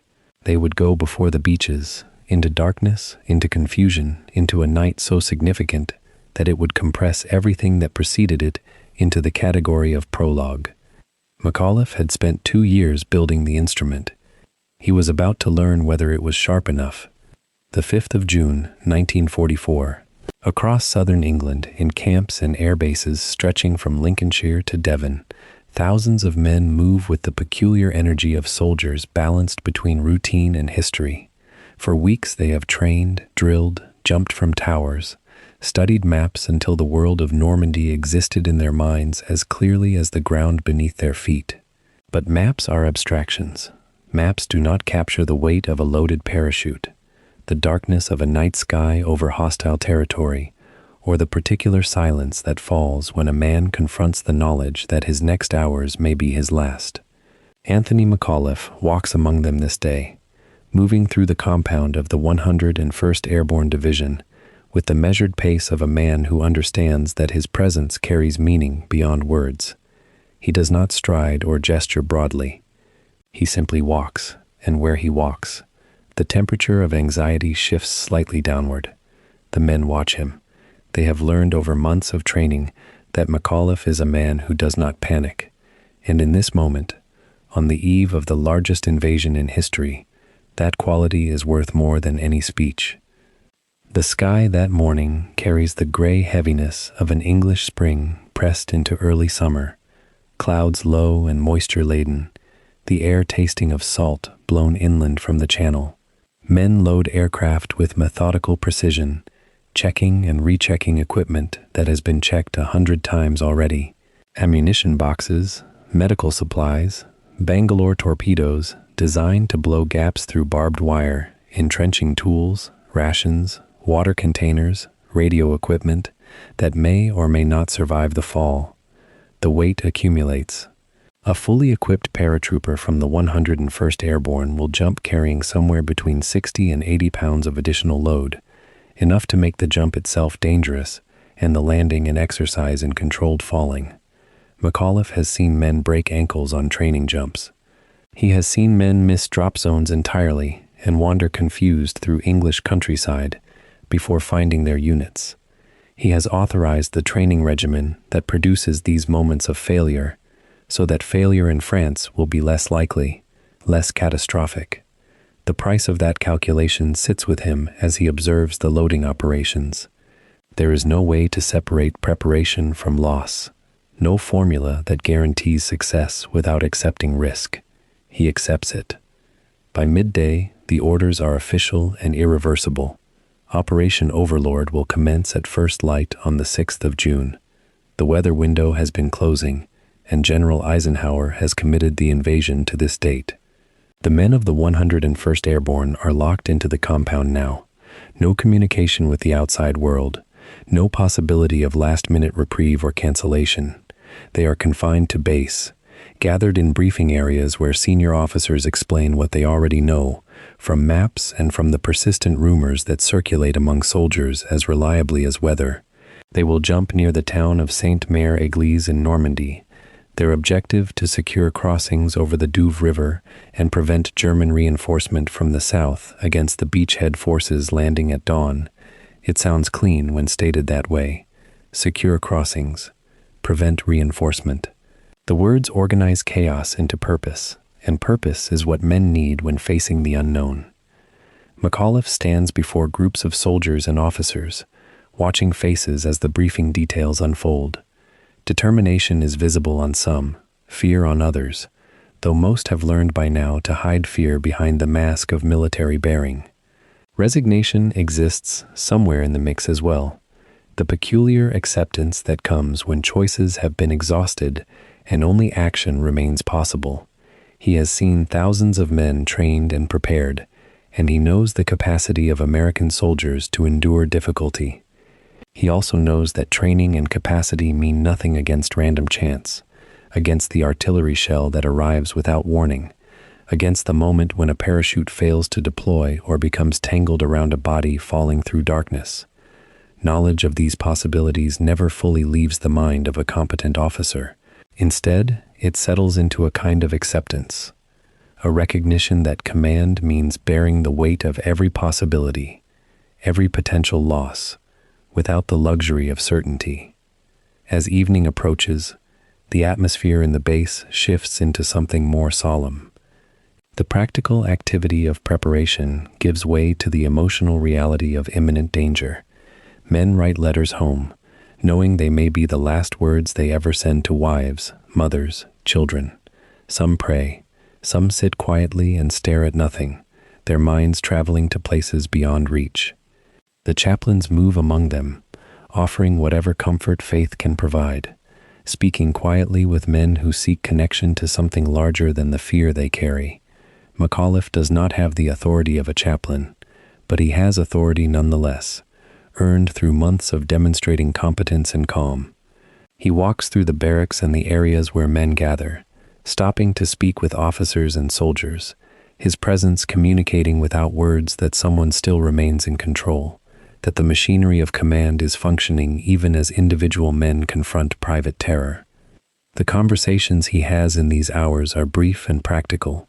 He asks officers about their ammunition supplies, about whether men have equipment they need, about morale and readiness. He speaks to enlisted men, asking their names, their hometowns, whether they understand their roles in the operation. McAuliffe is not a man for grand speeches or emotional exhortations. He does not promise victory or suggest that the operation will be easy.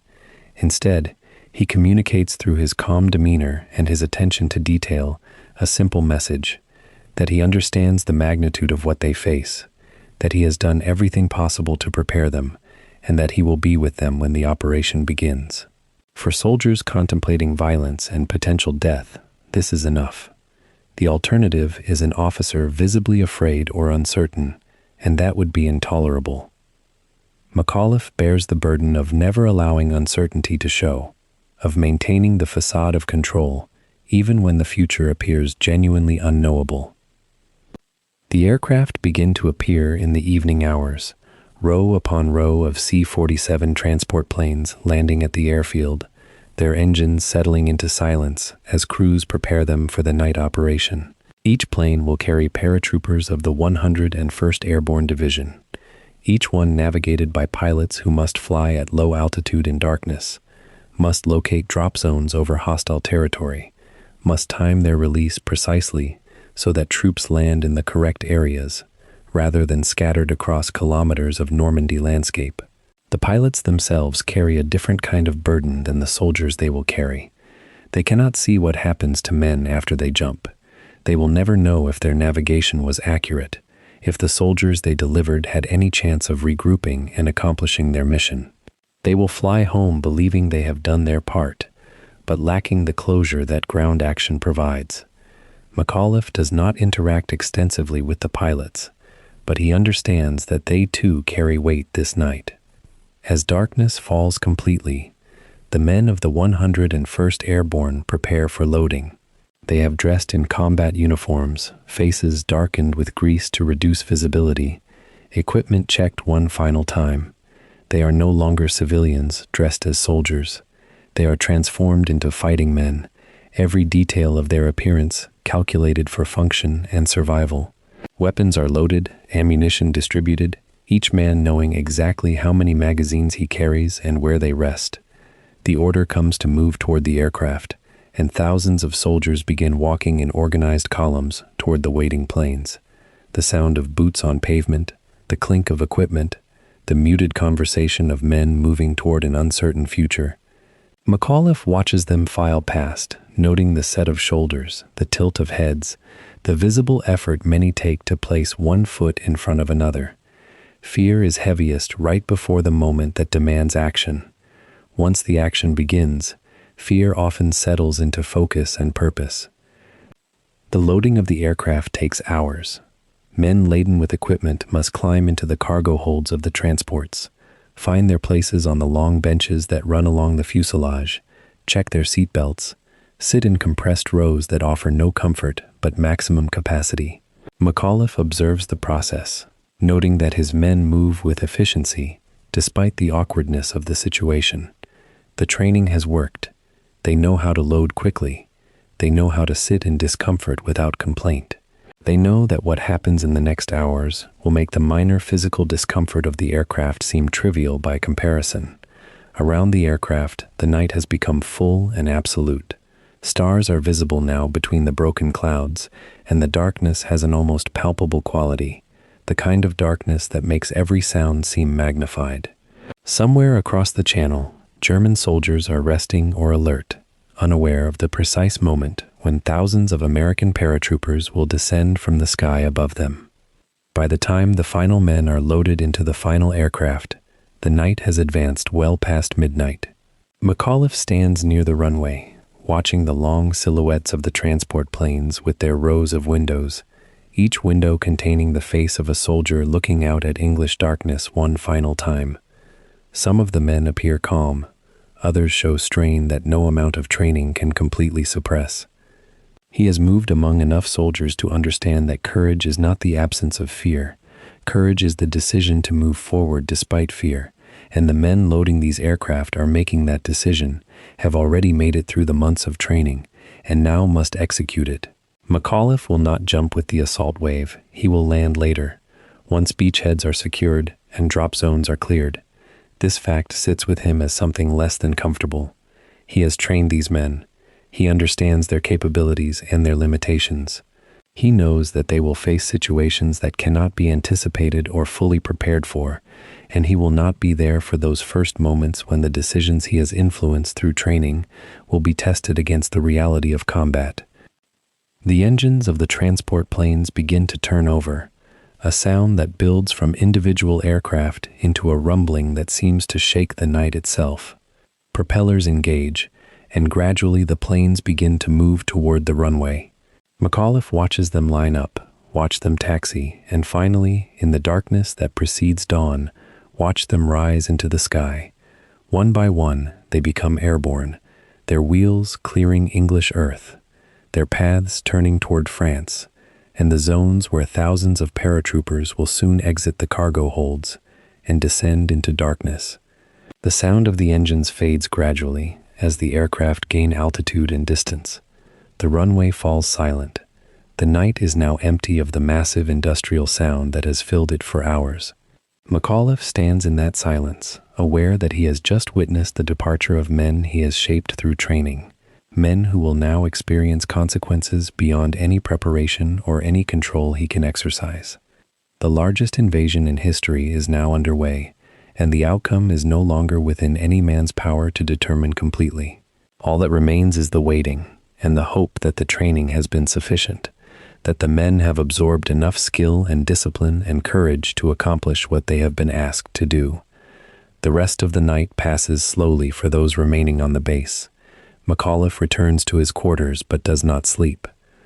He waits instead, as all officers wait, knowing that radio operators are monitoring frequencies, that reports are arriving from the aircraft, that the operation is proceeding across the channel in a darkness that American soldiers are illuminating with their courage and their willingness to fall toward an enemy they cannot yet see.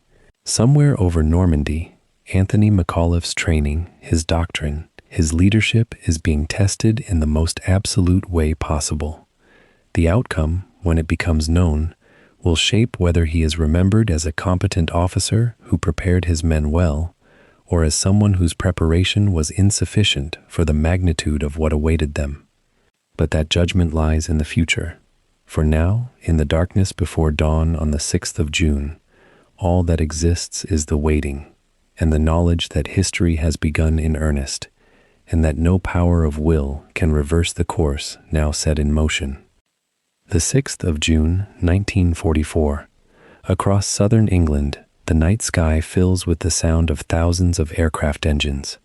From airfields in Kent and Sussex, from grass strips in Oxfordshire and Hampshire, the transport planes begin their departure.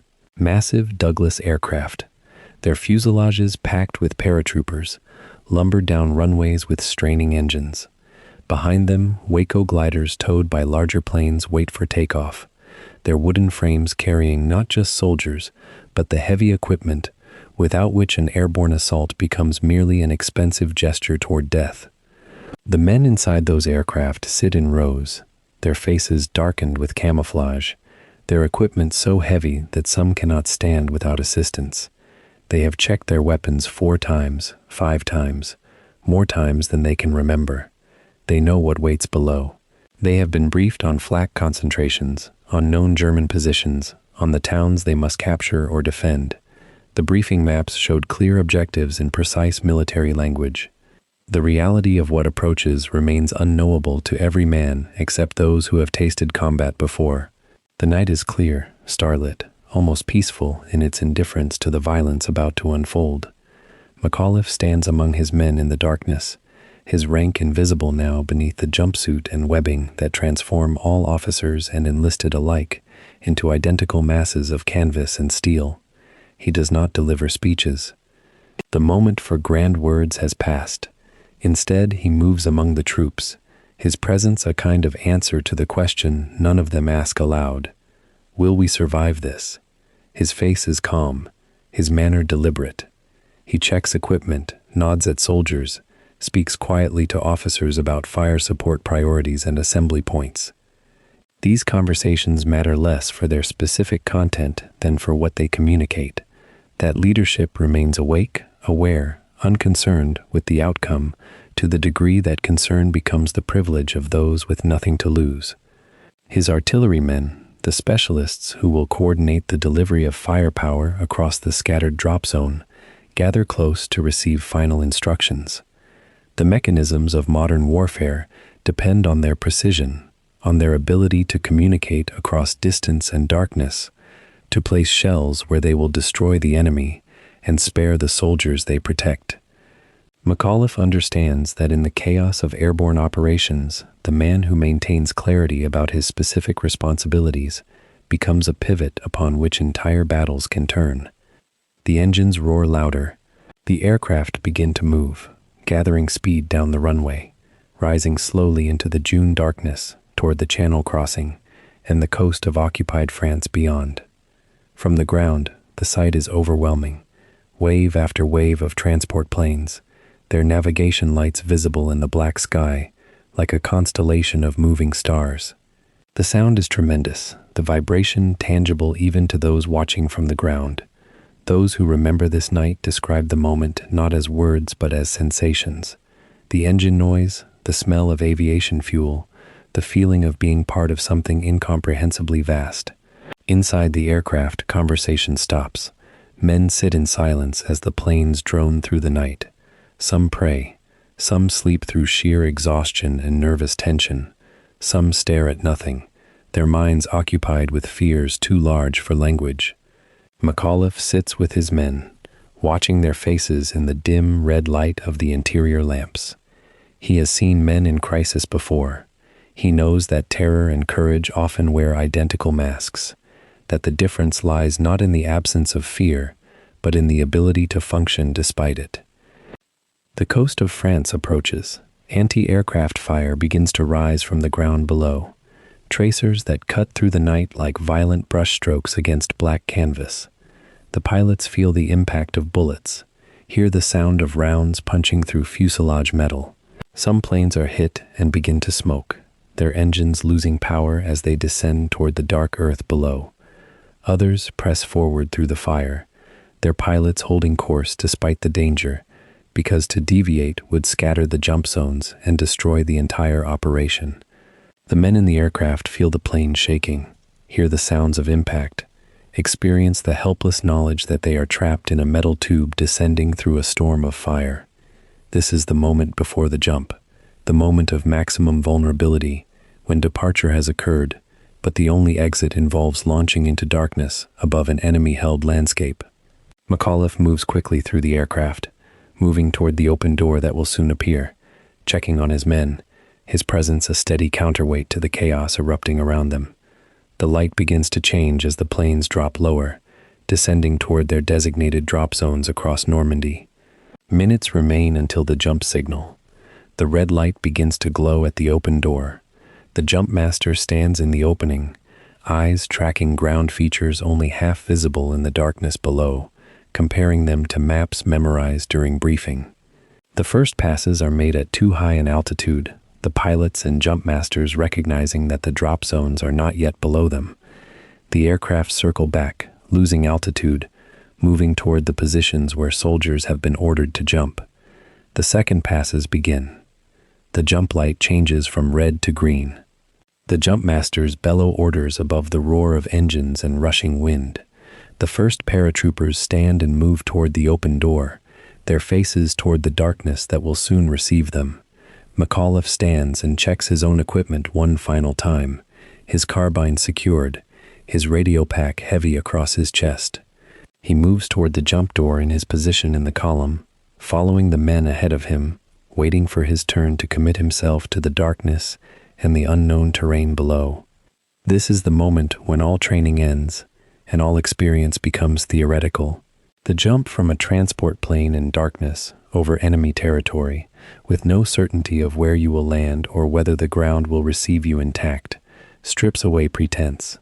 This is combat in its truest form, human beings moving deliberately into danger without the comfort of seeing what approaches.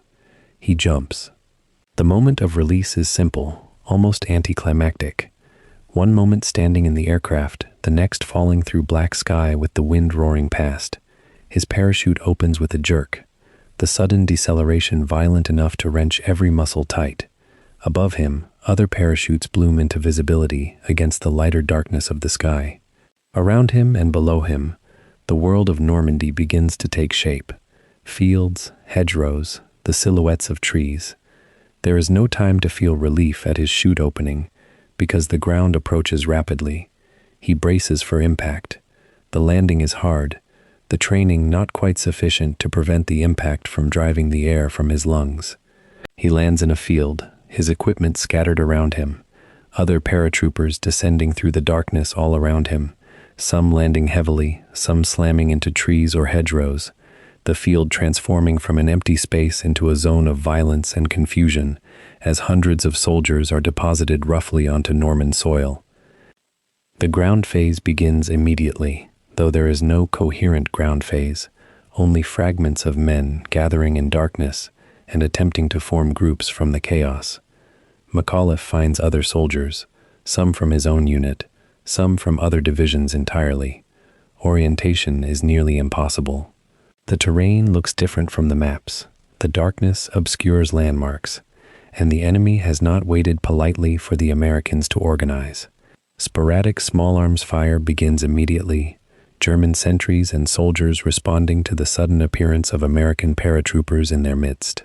McAuliffe moves with purposeful calm despite the disorientation, the darkness, the unpredictable gunfire that erupts from unseen positions.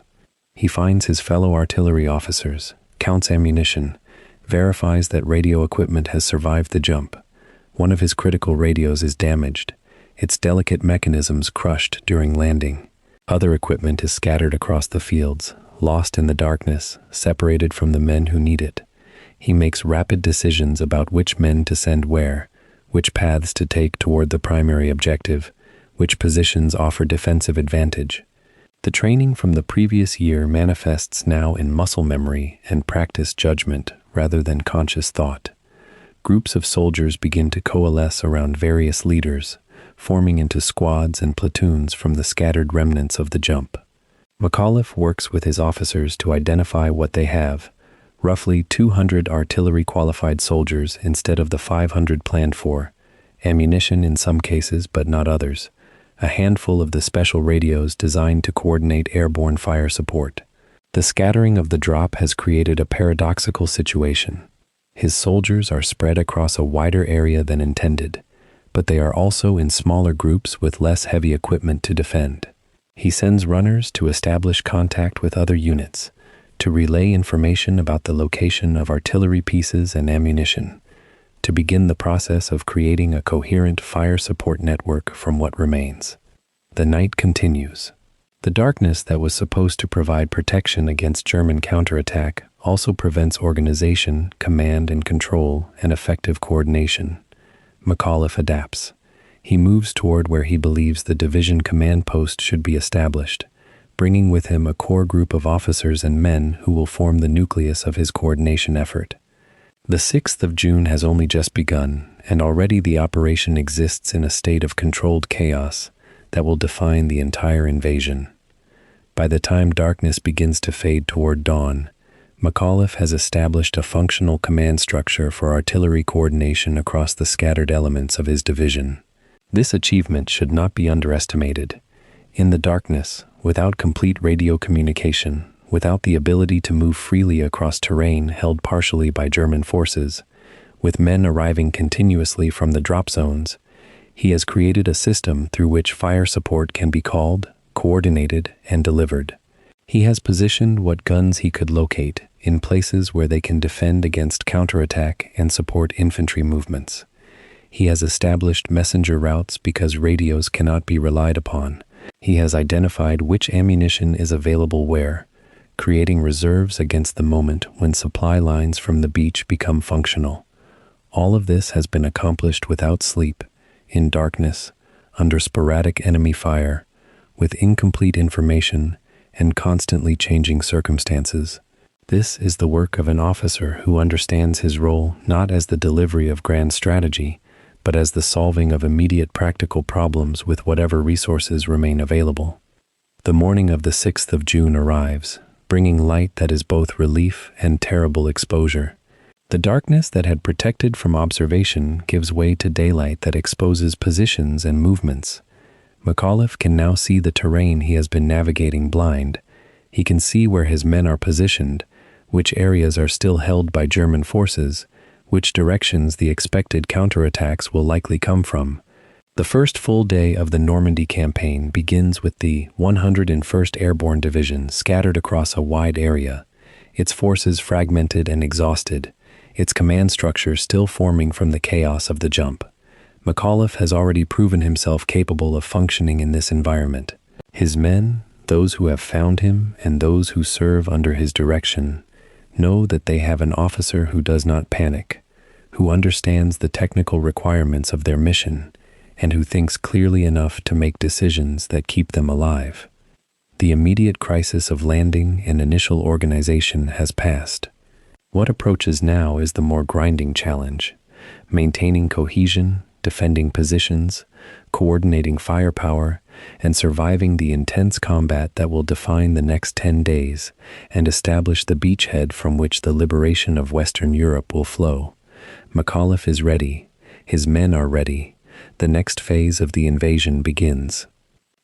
The morning sun broke over the Norman coast, revealing not liberation but devastation. McAuliffe had made it through the drop, through the chaotic hours of regrouping in darkness, and now stood amid the wreckage of the greatest invasion ever attempted. Around him lay the evidence of what had gone wrong, and what, against the odds, had gone right. The beach itself was a graveyard of twisted metal and abandoned equipment, the bocage beyond a labyrinth of hedgerows and hidden machine gun nests. His division was scattered across miles of French countryside, mixed with units from other regiments, their radio nets compromised or silent. Yet the fundamental challenge remained the same. The 101st Airborne Division needed artillery support, and McAuliffe had to provide it without the heavy guns that had been lost in the drop or delayed in arriving. The first few days of operations presented him with problems that had no precedent in American military doctrine. Most of the division's artillery pieces had been lost during the chaotic descent into Normandy. Some crashed into the English Channel, others landed in marshes where they sank into the soft earth, and still others came down miles from any friendly unit that could retrieve them. The gliders carrying heavy equipment had scattered across the landscape like seeds from a broken pod, yet McAuliffe worked with what he had: scattered field pieces, captured German guns, improvised positions on high ground that offered clear lines of fire toward enemy concentrations. His technical knowledge, accumulated through 2 decades of steady service, now proved invaluable. He understood the mechanics of gun positioning in difficult terrain, the mathematics of fire direction when communication systems failed, the psychology of coordinating units that had lost their cohesion. What had seemed like dry technical mastery in peaceful postings now became the difference between American soldiers living and dying in the Norman hedgerows. The bocage itself became the defining obstacle of his first 10 days in Normandy. These thick hedgerows, ancient field boundaries reinforced over centuries, created a maze of trenches and firing positions that favored the defender. German troops dug into these natural fortifications, and American infantrymen struggled to advance through ground that gave them no cover and no clear sight lines. McAuliffe recognized that traditional artillery support would not suffice. The hedgerows blocked direct lines of fire, and registered artillery coordinates became useless in terrain that changed from field to field. He adapted his approach, positioning guns in clusters that could support advancing infantry, with close support rather than distant bombardment. He coordinated with forward observers who scrambled through the bocage with infantry units, reporting enemy positions so that guns could be shifted to new targets within minutes. This was artillery warfare stripped of its grand-scale coordination, reduced to intimate cooperation between gun crews and the men they supported. The intensity of German resistance exceeded what many American planners had anticipated. The Germans defending Normandy fought with the desperation of men who understood that this invasion might determine the fate of their nation. They conducted counterattacks designed to split American forces and drive wedges between separated units. They maintained a constant artillery bombardment that tested American nerve and consumed ammunition at alarming rates. McAuliffe watched supply convoys arrive from the beaches, watched men distribute ammunition to gun positions, watched the rounds fly toward German positions in sustained barrages that lasted hours. The mathematics of supply became as important as the mathematics of ballistics. How many rounds could be moved inland each day? How long would ammunition last if the Germans continued their intensity of fire? When should he husband resources for anticipated future operations versus expending them now to break enemy attacks? During these days of consolidation and expansion of the beachhead, McAuliffe moved constantly between gun positions and division headquarters, moving through areas that remained under sporadic shell fire. Officers and enlisted men who encountered him during this period reported the same observation. He remained calm, methodical, and focused on solving immediate problems. When a gun crew reported mechanical failure, he stood with them to understand the problem and find a solution. When a forward observer reported that German tanks were concentrating for a counterattack, he shifted artillery assets and coordinated with infantry commanders to concentrate fire at the point of danger. When ammunition shortages threatened to compromise planned support for an infantry advance, he worked with supply officers to understand what could be delivered and what assumptions would need to be changed. This pattern of leadership, visible presence, technical competence, and willingness to make decisions quickly, began to establish his reputation among officers and men who would remember him long after Normandy faded into history. The constant presence of danger shaped every moment of these 10 days. Death came without warning in Normandy, from sniper fire as men moved between positions, from German artillery that arrived without warning, from machine gun bursts that swept across roads and open fields. McAuliffe witnessed men die in the course of routine tasks, saw the impact of shells arriving while crews worked to position guns, learned the terrible cost of delay when enemy forces concentrated their fire on identified American positions. The weight of these losses accumulated silently, acknowledged but not spoken aloud. These were soldiers under his command, men whose decisions he influenced and whose lives were at stake. The responsibility never left him, even during the rare moments of rest when he might find a few hours of sleep in a command post set up in a captured French farmhouse. The coordination of artillery support during the expansion of the beachhead required McAuliffe to work with commanders at every level of the American forces.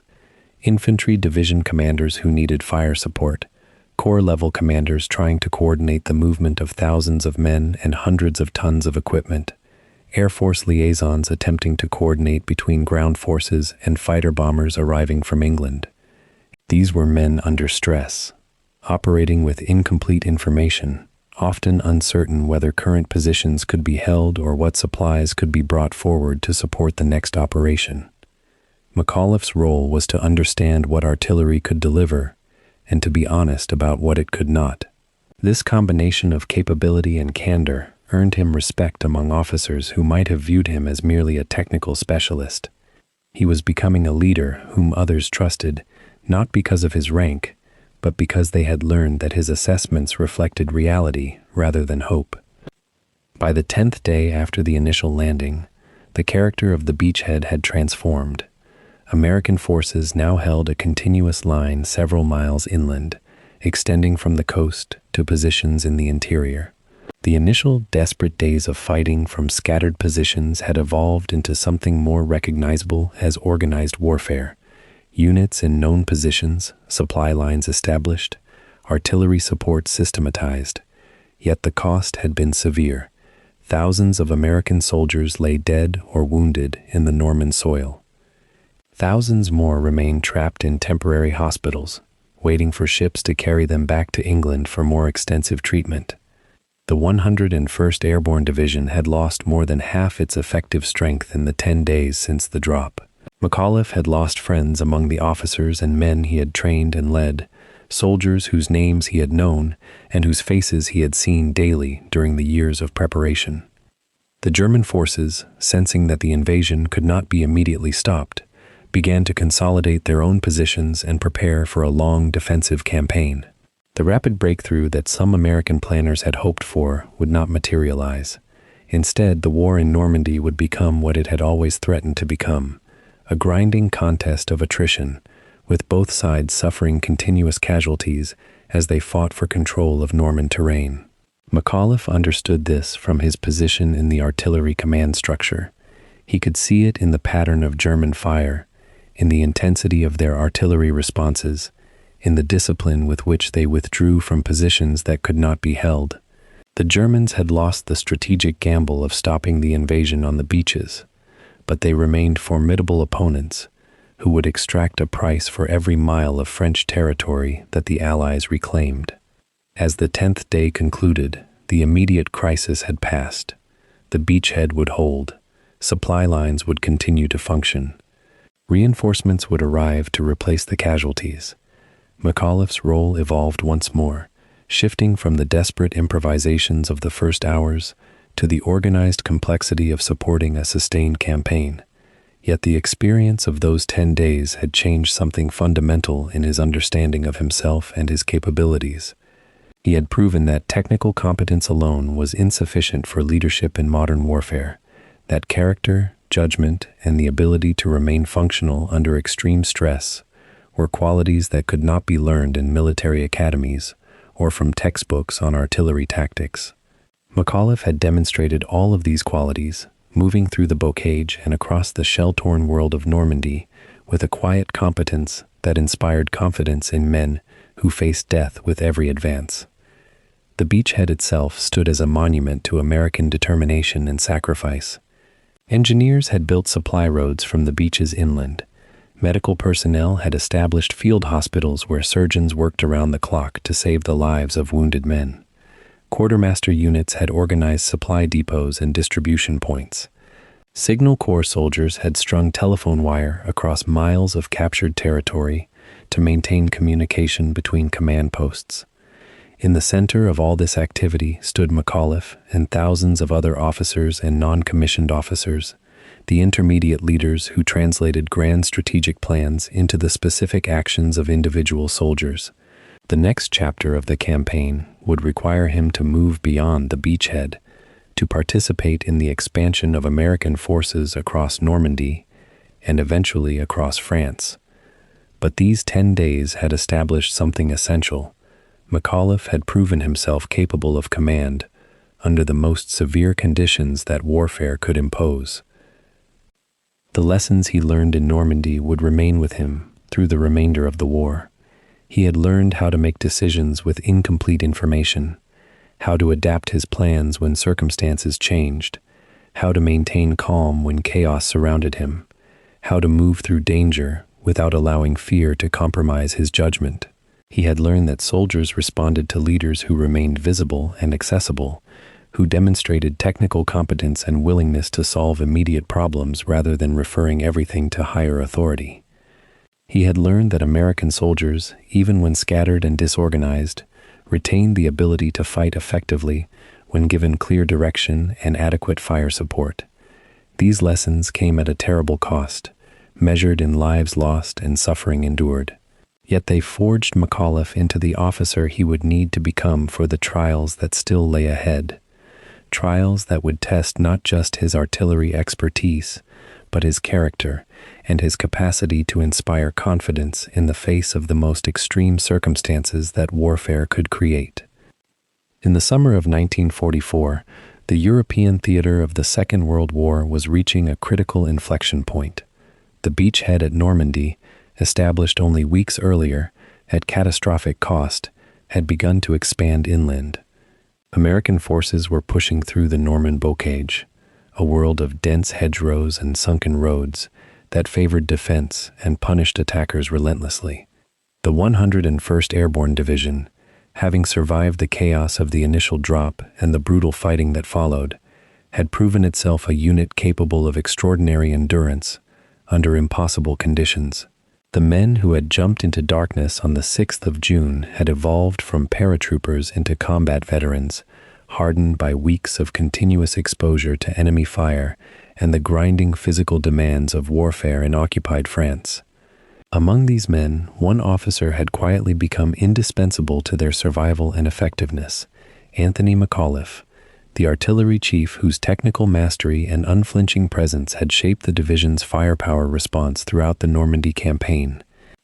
The recognition of McAuliffe's value extended far beyond the enlisted men and junior officers who had witnessed his competence under fire. The division's commanding general, Major General Maxwell Taylor, and the senior staff of the 101st Airborne had observed McAuliffe's performance throughout the invasion and subsequent operations with careful attention. What they saw was not merely a skilled artilleryman solving technical problems in real time, though that capability was evident.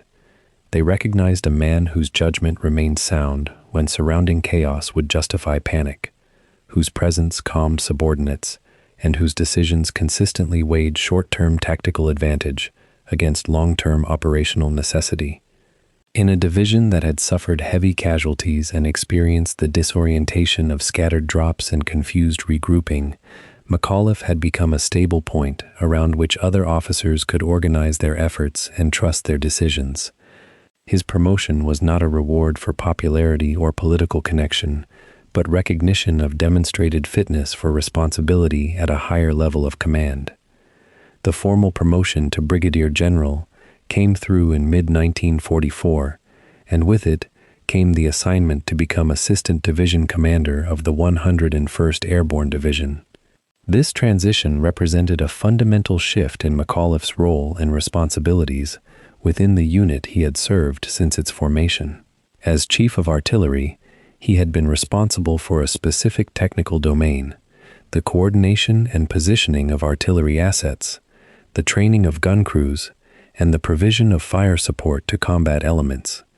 As Assistant Division Commander, his purview expanded dramatically to encompass operational planning, strategic decision-making affecting the entire division, and responsibility for the welfare and effectiveness of more than 1,000 men. He would report directly to the division commander and participate in briefings with higher command, his voice now carrying weight in discussions about where units would be deployed, how operations would be sequenced, and what priorities would govern the allocation of limited resources. The star on his shoulder meant that every decision he made or failed to make could cascade through the division's ranks, affecting the survival and effectiveness of thousands. The significance of this promotion extended beyond McAuliffe's personal trajectory or the organizational structure of the 101st Airborne. In 1944, the pathway from junior officer to general was not automatic or assured, and promotion to brigadier general at McAuliffe's stage of career was substantial recognition. Many officers who had started at the academy with him or risen through the interwar years alongside him had not achieved flag rank and would not. McAuliffe had no family connections to powerful political figures, no newspaper publisher father or senator's influence working on his behalf. His rise had been earned through performance, through the slow accumulation of demonstrated competence in increasingly demanding roles. That the 101st Airborne's command staff had identified him as the officer most suitable to become assistant division commander spoke to the practical focus of military leadership in wartime. Merit was not guaranteed, but it could not be entirely ignored when the cost of poor decisions was measured in the lives of soldiers. The promotion was validation of what subordinates and superiors alike had already begun to recognize. McAuliffe was an officer of unusual capability. The transition to senior command introduced McAuliffe to dimensions of military leadership that technical expertise alone could not address. As Chief of Artillery, his authority had derived from specialized knowledge and demonstrated problem-solving ability. As Assistant Division Commander, he was expected to understand not only artillery and firepower coordination, but also infantry tactics, logistics, personnel management, and strategic planning. He participated in discussions about operations that extended beyond the immediate battle, about the allocation of limited supplies, about which units would be rested and which would remain in the line. He attended briefings where information arrived from higher command about enemy intentions and capabilities, some of it accurate and some of it speculative. He was exposed to the tension between what division headquarters wanted to accomplish and what the practical realities of supply, weather, and enemy resistance made possible. He learned that a general officer's role included not only making decisions, but also managing the expectations and frustrations of subordinates when those decisions proved difficult or unpopular. McAuliffe's assumption of this larger responsibility occurred during a period of operational transition for the 101st Airborne Division. The unit was being withdrawn from continuous combat operations in Normandy for rest, reorganization, and integration of replacement personnel. The initial assault force that had jumped on the 6th of June had suffered heavy casualties, and the division's strength had been depleted by weeks of continuous fighting. New soldiers, many of them with limited training and no combat experience, were arriving to bring the division back to authorized strength. McAuliffe, now in senior leadership, bore responsibility for ensuring that these replacements were properly integrated into experienced units, that they received adequate training, and that the division's cohesion and effectiveness were restored despite the influx of untested personnel. This was not the glamorous work of planning grand operations or directing major battles, but it was essential work, and it fell primarily to assistant division commanders and other senior staff officers. McAuliffe approached the task with the same methodical practicality that had characterized his earlier service, understanding that the quality of replacement integration would directly affect the division's ability to function effectively when the next operation arrived. The period from McAuliffe's promotion through the late summer and autumn of 1944 represented a consolidation of his reputation within senior command circles. Officers who had known him only as a capable artillery officer now experienced his broader strategic thinking and his ability to engage with complex operational problems involving multiple branches and multiple units. His calm demeanor and analytical approach to problem solving, which had served him well as an artillery chief, proved equally valuable in senior staff discussions where emotions could run high and differences of opinion could become heated. McAuliffe had a way of stating a problem directly and proposing practical solutions without excessive elaboration or rhetorical flourish. He did not seek credit for good ideas or attempt to score points against rival officers or branches. This style, which might have seemed unremarkable in a technical specialist, became increasingly valuable as he rose into higher command. Senior officers began to recognize that McAuliffe was someone on whom they could rely to provide honest assessment and practical advice, unburdened by ego or political calculation. The work of divisional command during this period, though less visible than combat operations, was in many ways more complex. The 101st Airborne Division was a new type of military unit, created through the experimental combination of infantry training with specialized airborne operations. Its organization, supply requirements, and tactical doctrine were still evolving. As Assistant Division Commander, McAuliffe participated in discussions about how the division should be structured, what equipment it should carry, and how it should be employed in future operations. He drew on his experience in Normandy to advocate for improvements in radio communications, for modifications to artillery deployment procedures, and for training emphasis on rapid reorganization after scattered drops. McAuliffe's promotion also brought him into contact with higher levels of command beyond the 101st Airborne Division. As an assistant division commander, he attended briefings and meetings involving corps and army-level commanders, military planners, and logistical specialists. He gained exposure to the broader strategic picture of the European campaign, the pressures from higher command to move faster and accomplish more, the constraints of supply and transportation, the complex negotiations with British forces and other American units about priorities and resources. He began to understand that a division commander or assistant division commander operated within constraints that were not always apparent at lower levels. Higher command had its own pressures and limitations. Resources were never sufficient for all the operations that commanders wanted to undertake. Decisions that seemed arbitrary from the perspective of a regiment or battalion often reflected careful balancing of competing priorities and scarce resources at division level and above. This broader perspective would prove invaluable as McAuliffe continued to rise through the ranks. The personal impact of promotion to brigadier general should not be understated. McAuliffe was now a senior officer, expected to exercise authority over men much senior in years if not in rank, to participate in decisions that affected not just artillery support, but the fundamental direction of large-scale military operations. The responsibility was substantial and unrelenting. He carried with him the knowledge that casual errors in judgment could result in casualties among soldiers under his command. He understood that his decisions, communicated through multiple layers of command and across different units, would have consequences that he might never directly observe. Some officers found this weight of responsibility crushing, and it contributed to the stress-related illnesses and psychological breakdowns that affected officers throughout the war. McAuliffe's temperament, developed through decades of steady service and reinforced by his personality and values, seemed to allow him to carry this responsibility without apparent strain.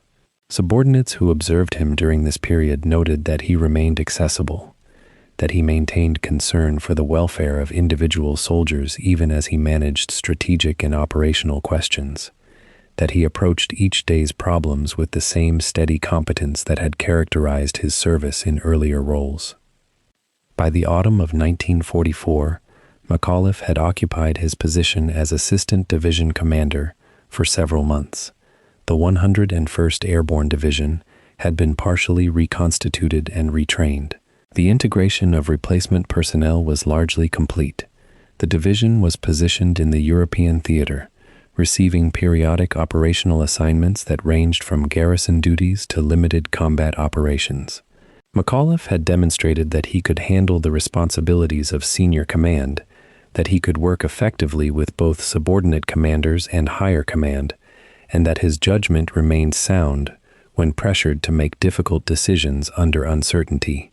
What none of them knew, in that autumn of 1944, was that the true test of McAuliffe's leadership was approaching with speed and certainty. The German army was preparing a final offensive, a desperate gamble to split the Allied forces and seize victory from the jaws of defeat.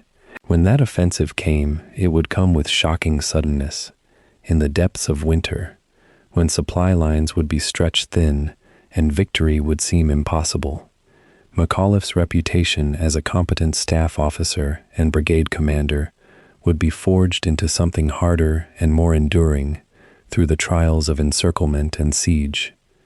The promotion that had seemed like recognition of past service would prove to be preparation for the moment when he would stand before history and show what a man of steady courage and clear judgment could accomplish when everything seemed lost. By the summer of 1944, Anthony McAuliffe had become a man shaped by victory. The successful invasion at Normandy, the brutal expansion of the beachhead, and his rapid promotion to brigadier general had transformed him from a competent artillery officer into a commander trusted to make decisions affecting thousands of lives. Yet the weeks following his elevation brought a troubling realization.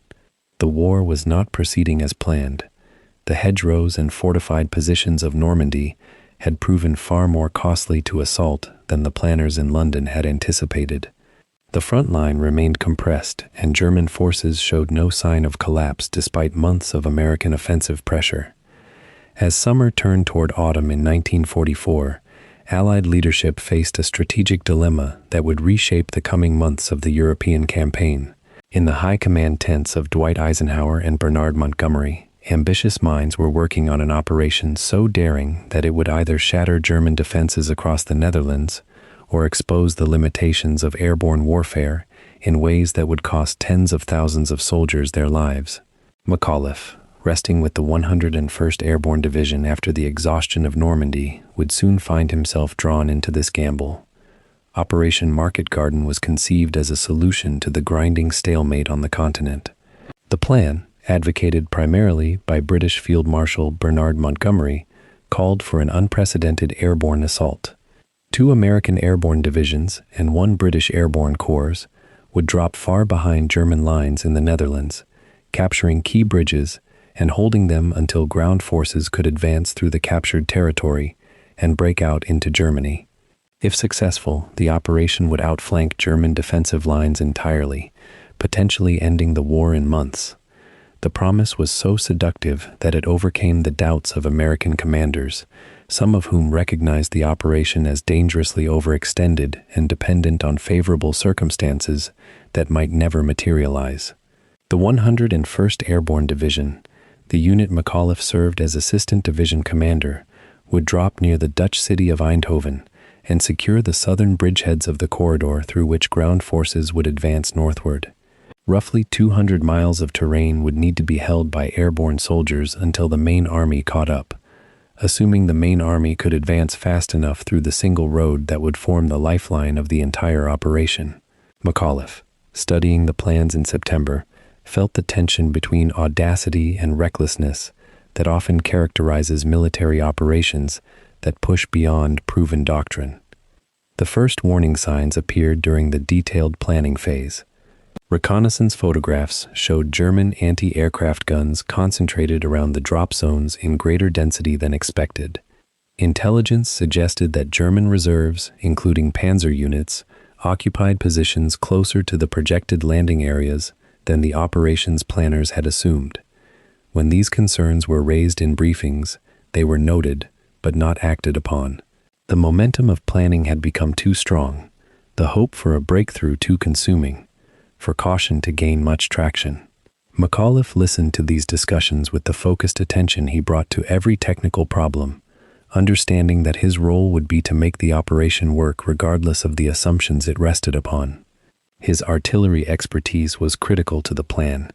The airborne divisions would have limited firepower, and their success would depend on coordinating the movement of glider-transported guns, establishing fire support positions despite being surrounded by German forces, and responding rapidly to enemy attacks with precision and speed. McAuliffe spent days working with his gunners, rehearsing procedures for setting up positions quickly, developing plans for how to shift fire when surrounded, and training replacements who would fly to the Netherlands with full knowledge that they might never see America again. On the 17th of September, 1944, the sky above England filled with transport planes carrying the paratroopers of the 101st Airborne Division toward their drop zones in the Netherlands. McAuliffe flew with the division, watching from his vantage point as the aircraft crossed the English Channel and penetrated Dutch airspace. The anti-aircraft fire began immediately, more intense than had been anticipated, and McAuliffe felt the aircraft shudder and buck as flak burst around them. The soldiers around him remained focused, equipment checked and rechecked, minds fixed on the moment of exit that now approached. When the order came to jump, McAuliffe moved with the stream of men flowing out of the aircraft into the Dutch sky, his parachute opening and pulling him down toward terrain that would determine the coming hours and days of his life. The landing itself was disorienting. Paratroopers scattered across fields and into villages, some finding their assigned units quickly, others spending hours searching through darkness and confusion for anyone wearing the correct division insignia. McAuliffe, landing near his intended location, began the work of reorganizing soldiers, gathering his artillery officers, and establishing some baseline understanding of where his division actually was relative to the objectives they were meant to capture. The operation's initial phase revealed both its promise and its fatal flaw. American and British airborne forces did land successfully, and they did capture key bridges and hold them against immediate German counterattacks. But the main army advancing northward from the initial Normandy beachhead moved far more slowly than the plan had required. Road conditions, German resistance, and the simple friction of moving an enormous number of vehicles through crowded terrain all combined to slow the advance to a crawl. What was meant to be a 3-day operation to relieve the airborne forces stretched into 5 days, then 6 days, then more. The single road through which all supplies and reinforcements had to flow became increasingly vulnerable to German attacks from the sides. The 101st Airborne Division, fighting in and around Eindhoven, found itself resupplying from inadequate airdrops, stretching ammunition and medical supplies far beyond what they had anticipated needing. McAuliffe, moving through the chaos of the first days, coordinated artillery fire support with his customary calm, but the strain was evident to anyone who watched him closely. His men were fighting harder each day because the relief they expected never arrived on time. Casualties mounted not from a single catastrophic battle, but from the accumulation of small firefights, ambushes, and the relentless artillery bombardment from German guns that seemed to multiply with each passing hour. The critical moment came when it became apparent that the bridgehead north of Eindhoven, held by the British Airborne Forces and a smaller American contingent, could not be maintained. The German response to the operation had been far more effective than the planners had hoped. Panzer divisions and infantry units, reorganized faster than expected, began pressing the airborne forces from multiple directions simultaneously. The single road northward, supposed to be the lifeline of the entire operation, became a target zone where German forces could concentrate fire with devastating effect.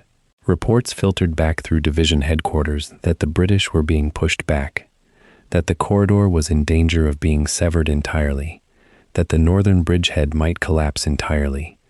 McAuliffe received orders to reorganize the 101st's artillery to prepare for a fighting withdrawal if necessary, a bitter reversal from the triumphant breakthrough that had been promised. The men noticed the change in orders, and they noticed the strain in their leaders' faces as the realization spread that Operation Market Garden would not end as planned. By the 25th of September, the decision had been made to abandon the bridgehead north of Eindhoven and consolidate the remaining airborne forces along a shortened line closer to where the ground forces could finally reach them. The withdrawal was conducted under fire, with German forces pressing southward as American and British forces fell back. McAuliffe directed the displacement of his artillery units, making sure that guns were extracted from positions before they could be overrun, that ammunition was salvaged where possible, and that coordinated fire support continued even as the entire operation contracted around them. He moved between positions on the crowded road, where vehicles struggled to move forward amid congestion and German shellfire. Officers and men recognized his presence, and it steadied them even as the objective slipped away. The operation that had promised to outflank German defenses and accelerate the war's end instead became a costly stalemate, with the airborne divisions suffering devastating casualties for minimal gain. The 101st Airborne Division lost more than 2,000 men killed, wounded, or missing during Operation Market Garden, casualties that represented a significant portion of the division's strength and a wound to the morale of soldiers who understood that their sacrifice had purchased only a few miles of Dutch territory and no breakthrough toward Germany. The aftermath of Operation Market Garden tested McAuliffe's capacity to process failure and maintain focus on what came next.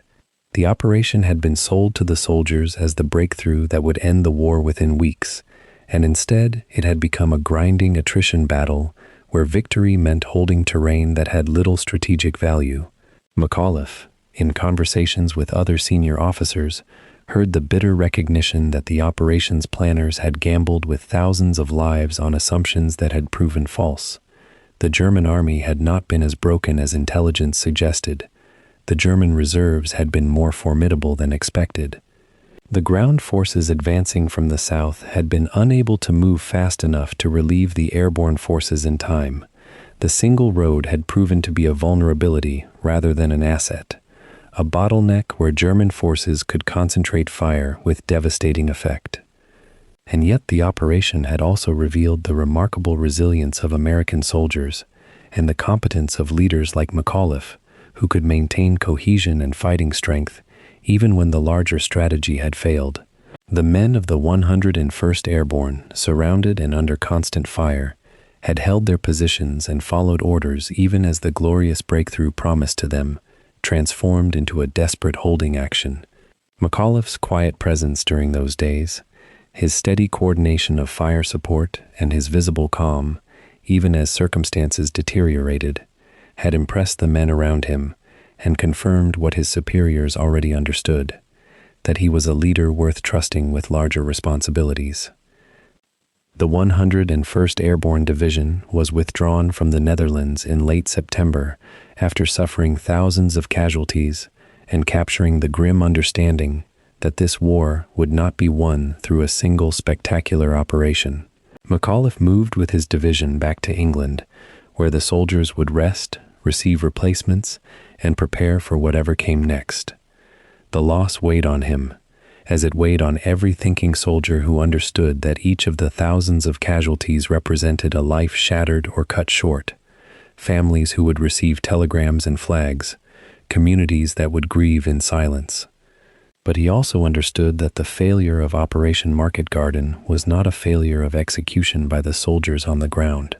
The men of the 101st Airborne had done everything asked of them and more, had fought under circumstances that exceeded what could reasonably be demanded, had held their positions despite being surrounded and undersupplied. The failure was a failure of planning, of assumptions that proved false, of a strategy that had assumed German weakness when German strength remained substantial. McAuliffe, for his part, would carry the lessons of Market Garden into the months ahead. He had learned that airborne operations, despite their potential, had inherent limitations when unsupported by rapid ground advance. He had learned that ambitious plans could fail even when executed with courage and competence. And he had learned that soldiers under his command would follow him through failure as faithfully as through success, that leadership was ultimately less about the outcome of individual operations and more about the relationship of trust built through consistency and clarity under pressure. The summer of 1944 had consumed the 101st Airborne Division. From the pre-dawn hours of the 6th of June, when transport planes roared over the Normandy coast, through the chaos and confusion of Operation Market Garden in September, McAuliffe and his men had lived inside a compressed furnace of combat. They had jumped into darkness, fought through bocage and fortified positions, pushed through urban streets where every window concealed a sniper, and endured the bone-wearing exhaustion that comes from knowing sleep means death. By late September, as the summer heat gave way to the first crisp mornings of autumn, the division was ordered out of the line. They were broken, in a sense that had nothing to do with failure and everything to do with the simple mathematics of attrition. Hundreds of men were gone, some to wooden boxes sent home, others to field hospitals, still others to the creeping numbness of men who had seen too much too soon. The organization that marched into Europe as a nearly complete force was now a framework, holding together remnants and replacements. McAuliffe moved through the division's new positions in the rear areas with an understanding that had grown harder since Market Garden. The operation in the Netherlands had taught him something that tactical manuals could never convey, that courage and skill could be rendered almost meaningless when strategy exceeded the capacity of logistics and luck to sustain it. The 101st had fought with fury, but they had also fought without the armor support promised to them, without relief arriving when it should have, without the coherence of a planned operation executing as designed. The experience had not broken him or his men, but it had marked them. Now, pulled back for rest and reorganization, McAuliffe faced a different kind of challenge than holding ground under fire. He had to reconstruct a division from the inside out, while carrying the weight of what it had already endured. The autumn weather on the continent was deceptive in its beauty. The days remained clear and golden through October, with temperatures mild enough to allow men to move freely without the burden of heavy winter clothing. Yet the light changed differently now, arriving later and departing sooner, and the nights carried a chill that suggested the coming months would not be forgiving. McAuliffe understood that this period of relative calm was not guaranteed to last. High Command was already planning winter operations, already calculating how to maintain pressure on German forces as the year wound toward its conclusion. But for the moment, the 101st had breathing room. The division was consolidated in rest areas away from the immediate front, though never so far away that the sound of artillery could not reach them, never so far away that the awareness of the larger war could be forgotten. The casualty replacement pipeline moved soldiers into the division's ranks continuously through October and November. These were men who had trained stateside, who had come through basic training but who had never heard enemy fire, never seen a comrade killed beside them, never understood the weight of exhaustion that comes from sustained combat operations.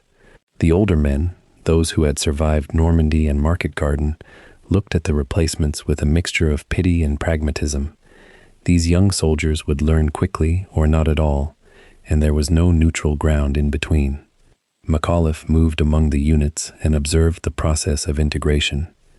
He watched the experienced men teaching the new arrivals how to position equipment for maximum protection, how to listen to the particular sounds of different weapons, how to understand that preparation made the difference between living and not living. The veterans did this instruction without sentiment, but with a kind of urgent patience. They had been replacements themselves once. They knew what it meant to be new. The physical and psychological scars of the summer remained visible everywhere McAuliffe looked. Men who had jumped into Normandy were hollow-eyed in ways that sleep alone could not cure. Officers who had commanded companies now commanded platoons because their original units had been so thoroughly devastated. Enlisted men who had performed complex technical tasks during training now found themselves struggling with the simplest functions, their minds still partially locked in the moments when they had sheltered under fire, waiting for it to end. Yet there was also resilience in the division that seemed almost inexplicable to outsiders. Men laughed again. They played cards. They wrote letters home.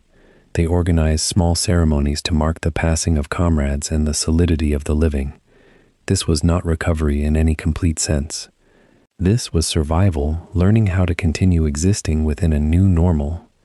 McAuliffe's role in this period was not to order the division back to psychological wholeness, which was impossible, but to establish the structure that would allow them to function as a military force while they healed as much as they could.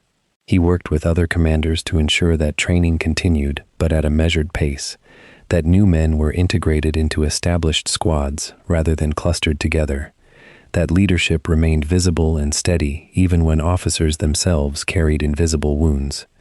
He reduced the distance between ranks when circumstances allowed, sitting with enlisted men and officers alike during evening meals, listening to the unguarded conversations that revealed how soldiers were truly managing the reality of what they had experienced. He never attempted to minimize what they had endured or to convince them that everything would be simple hereafter. Instead, he conveyed through his presence and his few carefully chosen words that he understood the weight they carried and that he believed they possessed the capacity to bear it forward.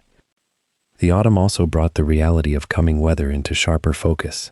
The division would not remain in rest areas indefinitely. In a few weeks or months, they would be moved again, committed to operations under conditions that winter would impose. Training adapted accordingly. Men practiced movements in wet conditions, exercised with equipment that would be heavier when coated with mud and ice, drilled on procedures for maintaining weapons when temperatures dropped below freezing. McAuliffe ensured that his artillery readiness standards continued uncompromising, that guns were maintained, and that ammunition supplies were tracked with the precision that had kept his units functioning through months of combat. But he also understood that soldiers needed more than physical preparation. They needed to believe that their leadership understood what was being asked of them, that decisions were being made with their welfare as one among several necessary considerations. The relationship between McAuliffe and his men deepened during this period, in ways that would matter when the next crisis came. He had proven his competence in Normandy and Market Garden, and that reputation had spread through the division. But competence alone did not create the kind of trust that would later allow men to obey orders that seemed impossible or to maintain formation when everything around them suggested that further resistance was futile. That trust had to be built through consistent demonstration that leadership was attentive to conditions on the ground, that decisions were made based on tactical reality rather than abstract theory, and that the man giving orders understood what those orders required of the men executing them. McAuliffe did not cultivate this trust deliberately. Instead, it grew from his natural tendency to move through the division, to ask questions, to listen to answers, and to adjust operations based on what he learned. Soldiers recognized in him the mark of a commander who did not hide in headquarters, but who remained engaged with the actual circumstances his orders affected. The supply situation improved significantly by November, which created both opportunities and challenges for maintaining focus and discipline. The constant want that had characterized the fighting in Normandy and the desperation of being isolated during Market Garden gave way to more regular rations, better equipment replacements, and the kind of logistical stability that allowed soldiers to think about things other than immediate survival. This created space for the kinds of problems that rear areas always generated: friction between men who were tired and stressed, officers who did not know each other well, working to establish effective command relationships, and the subtle erosion of discipline that came when soldiers had time to become aware of how far from home they were and how uncertain any of them could be about when they might see home again. McAuliffe monitored these tensions with the same attention he applied to tactical readiness. He understood that a unit's cohesion under fire depended partly on the relationships that had been established during periods of rest, on the mutual knowledge and understanding that allowed men to function together without needing to question whether the soldiers beside them would remain steady. The news arriving from higher command through October and November carried implications that every officer understood, even when specific details remained restricted. The war was turning, slowly and at enormous cost, in favor of the Allies. German forces were falling back across France, being pushed toward their own borders. Yet the reports also made clear that the enemy remained formidable, that they were consolidating their positions, and that the next phase of the war would likely involve breaching German defensive positions prepared over months or years. This meant that the 101st would not remain in rest areas indefinitely. They would be committed again, probably within weeks, probably under winter conditions, and probably to objectives that would require the kind of sustained combat that had already exhausted them once. McAuliffe prepared his men for this reality without creating unnecessary alarm. He simply ensured that everything remained ready, that training continued, and that the division's capabilities for sustained operations were maintained at the highest possible standard. By late November, the autumn was giving way to early winter with surprising abruptness. Temperatures dropped sharply in the final week of the month, and the first snow fell on the 21st, dusting the countryside in white that glittered in the weak sunlight before melting away. But the snow served as a warning. Within days, real winter would arrive, and the 101st would likely be committed to operations under those conditions. McAuliffe moved through the division on what would be one of the last peaceful days of autumn, observing training exercises, checking on supply readiness, and carrying the quiet knowledge that a new test was approaching. The men he commanded had proven themselves in fire and chaos. They had survived impossible circumstances and maintained their military effectiveness despite wounds visible and invisible. Now they would be asked to do it again, under conditions that would add cold and darkness and mud to the list of obstacles they would have to overcome. McAuliffe believed they had the capacity to meet that challenge. He had seen their resilience. He had watched them integrate new soldiers and maintain their standards. He had observed their ability to move from the brink of despair to steady preparation for whatever came next. As December approached, McAuliffe was ready, his division was ready, and neither he nor his men could have imagined quite how completely the coming weeks would test everything they had learned and everything they still possessed to give. The autumn of 1944 had been gray and cold across Europe, a season of exhaustion that touched every soldier in uniform. The 101st Airborne Division, having endured the chaos of Normandy and the bitter frustration of Market Garden in the Netherlands, had earned a reprieve from the grinding machinery of combat. By December, they occupied positions near the small Belgian town of Bastogne, deep enough behind the front lines to permit something resembling rest. The men cleaned weapons they had already cleaned 100 times. They received replacements for those lost in Holland, young soldiers who needed integration into units already bound by the shared trauma of airborne operations. The division's morale, bruised but not broken, began a slow repair. Christmas approached with the kind of longing that only soldiers far from home can understand. Not the cheerful anticipation of civilians, but a quiet ache beneath the surface of ordinary tasks. McAuliffe, now a brigadier general, carried the weight of command that extended beyond tactics into the lives and deaths of the men under his authority, a burden that grew heavier with each passing week of war. The intelligence reports arriving at division headquarters in early December spoke of German activity in the Ardennes, but the assessments of the high command suggested little danger. The Ardennes forest, a thick and difficult terrain along the Belgian-German border, was considered a quiet sector, suitable for rest and reorganization. American commanders believed the Germans were too weakened, too depleted in men and material, to mount any significant offensive. This belief, comfortable and convenient, settled into the planning assumptions of the Allies. McAuliffe and other senior officers received no urgent warnings, no sense that the enemy was preparing a final gamble, a desperate attempt to fracture the Allied advance and seize back the initiative through surprise and audacity. The quiet of the Ardennes felt like genuine peace, or at least the military version of it, a deceptive calm that permitted men to believe they might survive the winter without major casualty. The division continued its daily routines, training new soldiers, maintaining equipment, and planning for operations in the new year that seemed far away and manageable. On the 16th of December 1944, the deception shattered like frozen glass.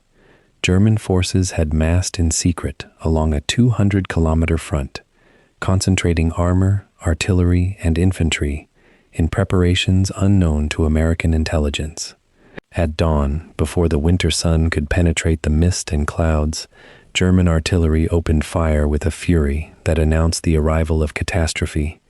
Shells fell on American positions throughout the Ardennes sector, a bombardment that grew heavier by the hour as German infantry divisions advanced through the forest behind screens of armor.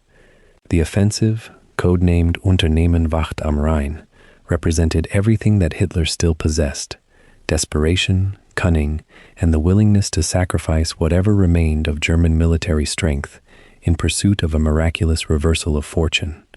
The surprise was nearly complete.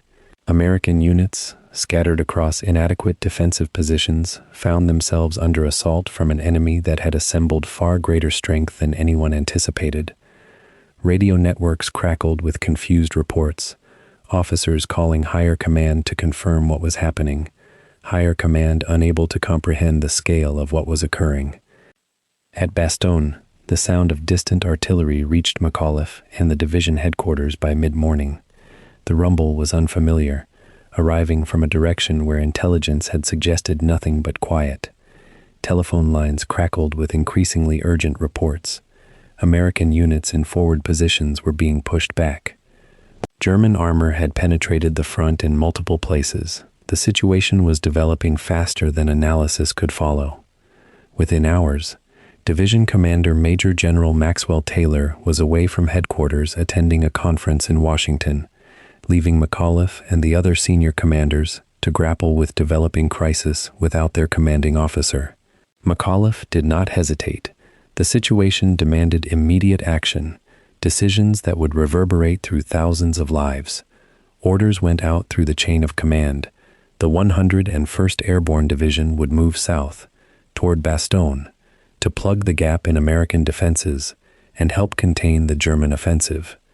It was the kind of assignment for which airborne units were designed: rapid deployment to critical points, the capacity to assemble combat power in places where the enemy had achieved temporary advantage. The movement south began in controlled chaos, vehicles loaded with soldiers, equipment distributed among trucks and jeeps, units departing at intervals calculated to avoid clogging the available roads. The journey covered roughly 140 kilometers, on roads crowded with retreating American units and refugees fleeing the advancing Germans.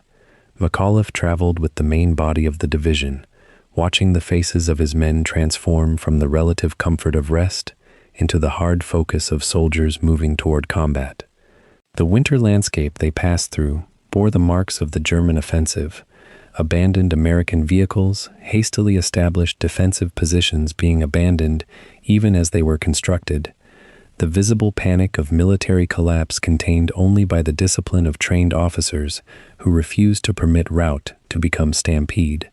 The weather remained cold and gray, clouds hanging low enough to obscure the operations of German aircraft, but also preventing Allied air support that might have disrupted the German advance. Time felt compressed, the hours of driving stretching into something timeless, movement toward a destination whose exact nature remained unclear. The 101st Airborne Division had trained for rapid deployment, had practiced the 1,000 details of moving large bodies of armed men over distances and into unfamiliar terrain, but now they were executing those plans for real stakes in an evolving crisis they could only partially understand. Bastogne itself emerged from the winter landscape as a modest town of perhaps 5,000 civilian inhabitants, located at the junction of several roads that made it strategically valuable. The German plan required capturing Bastogne and using it as a pivot point for the advance further west. American plans, hastily revised as the offensive unfolded, recognized that holding Bastogne would block German movement and force the enemy to expend time and resources taking the town rather than advancing around it. The 101st Airborne Division received orders to hold Bastogne at all costs, a directive that acknowledged what was becoming clear to every officer and enlisted man. They were being sent to defend a position that might soon be surrounded. McAuliffe understood what this meant. The division would need to establish defensive positions around the town, coordinate with whatever other American units reached the area, and prepare to resist assault from an enemy that had already demonstrated superior force at multiple points along the front. There was no room in this calculation for retreat, no alternative available beyond holding or being overrun. The weight of those facts settled over the division as the soldiers dismounted from vehicles and began the work of establishing defensive lines around Bastogne. The division arrived on the 19th of December 1944 and immediately confronted a situation deteriorating faster than predictions had suggested. German armor was advancing toward the town from multiple directions, units of the Wehrmacht's panzer divisions pushing through weakened American resistance. McAuliffe and the senior commanders had perhaps a few hours before encirclement became complete, a window during which they could organize the defense before the enemy closed all roads out of Bastogne. They deployed the division's strength across the perimeter surrounding the town, positioning artillery to interlock fields of fire, organizing infantry units to defend the most likely German approaches, establishing ammunition dumps and supply concentrations at the center of the perimeter. The work proceeded under the pressure of approaching enemy armor and the awareness that their time to prepare was running out.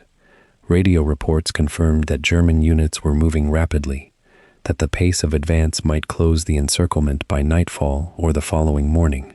The soldiers worked with a kind of driven focus, understanding without being told that they were racing to complete the defenses before the trap snapped shut behind them. McAuliffe moved through the divisional area, observing the preparations, a general making sure that the details of defense were being attended to, that officers and non-commissioned officers remained focused despite the deteriorating circumstances. By the evening of the 19th, it had become clear that the encirclement was essentially complete. German forces surrounded Bastogne on multiple sides, cutting the town off from resupply and reinforcement by ground. The roads that had permitted the division to arrive were now blocked by enemy armor. The 101st Airborne Division, numbering roughly 13,000 men, found itself trapped inside a perimeter of its own establishment, responsible for holding a sector of terrain against an enemy that had moved faster and concentrated more force than anyone had anticipated. The weather remained overcast, clouds hanging so low that German aircraft could not operate, but equally preventing the American Air Force from providing support from above. It was the kind of situation that military academies used to illustrate the problem of being surrounded, difficult to supply, difficult to reinforce, dependent on the ability to hold defensive positions until relief arrived from outside. But this was not an academic exercise. These were real soldiers with limited ammunition, with wounded requiring medical care they did not have the resources to provide, with rations calculated for normal operations, not for an extended siege. McAuliffe assumed the primary operational command role, coordinating the defense across the divisional area, assigning sectors to regiment commanders, positioning artillery to support infantry positions, doing the 1,000 things that defense demanded. The headquarters established itself in Bastogne itself, in a building that offered some shelter and permitted communication with the units spread around the perimeter. McAuliffe set up his command post and surrounded himself with the staff that would help him manage the siege through whatever duration lay ahead. The men under his command were good soldiers, airborne trained, combat experienced, capable of sustained effort under difficult conditions. But capability alone would not sustain them through encirclement. Morale would matter. Leadership would matter. The willingness of men to hold positions when surrounded, when the likelihood of relief was uncertain, when supplies were limited and casualties inevitable. This depended on officers who refused to accept the idea of defeat. McAuliffe had trained these men, had watched them train, had seen them fight in Normandy and Holland. He knew their capabilities and their limitations. He knew that if any American unit could hold Bastogne while surrounded and under pressure, it would be the 101st Airborne Division. But he also knew that this belief required constant reinforcement, constant assertion through his own behavior and decisions. News arrived on the 20th of December that a German ultimatum was being prepared, that enemy officers were planning to demand surrender under threat of annihilation. McAuliffe learned of this development as the headquarters grappled with expanding challenges, ammunition counts falling below desired levels, wounded accumulating without sufficient medical supplies, the temperature dropping as winter deepened, the psychological weight of encirclement beginning to press on officers as well as enlisted men.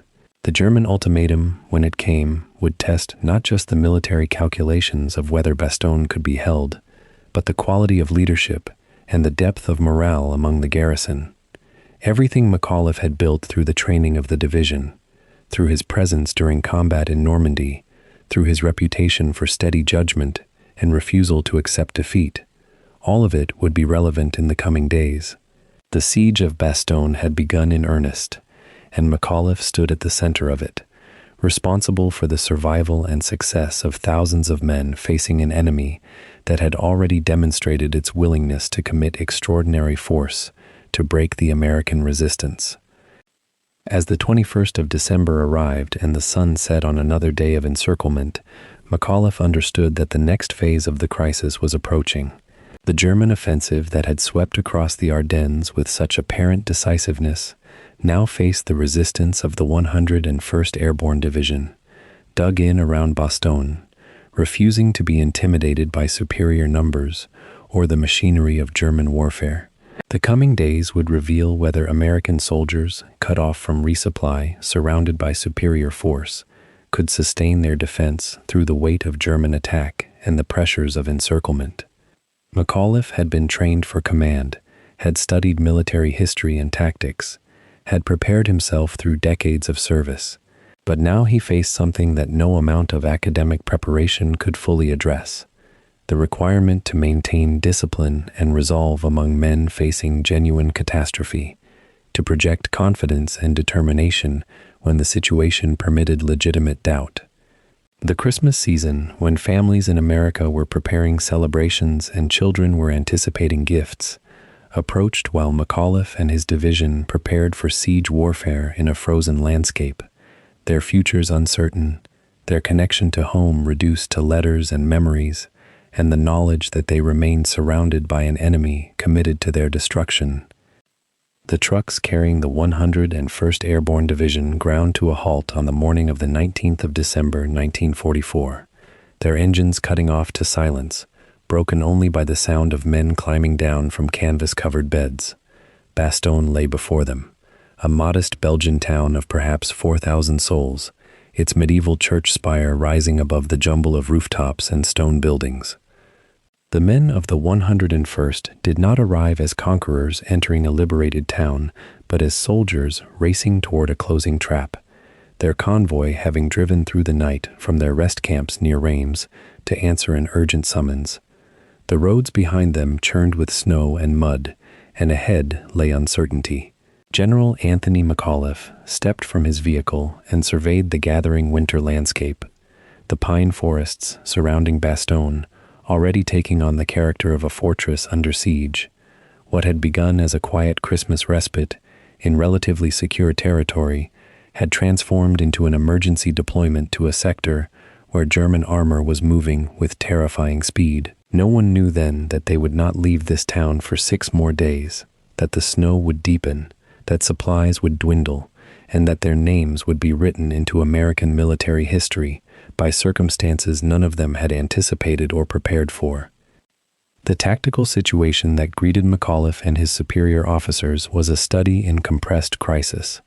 German forces, having erupted from the Ardennes forest 3 days earlier in a desperate autumn gamble, had achieved complete surprise and driven deep into American lines with a speed that shattered months of careful military planning. The Wehrmacht's 6th Panzer Army and 5th Panzer Army were now wheeling westward, their armor grinding across frozen fields and through forest clearings, cutting supply lines and isolating American units.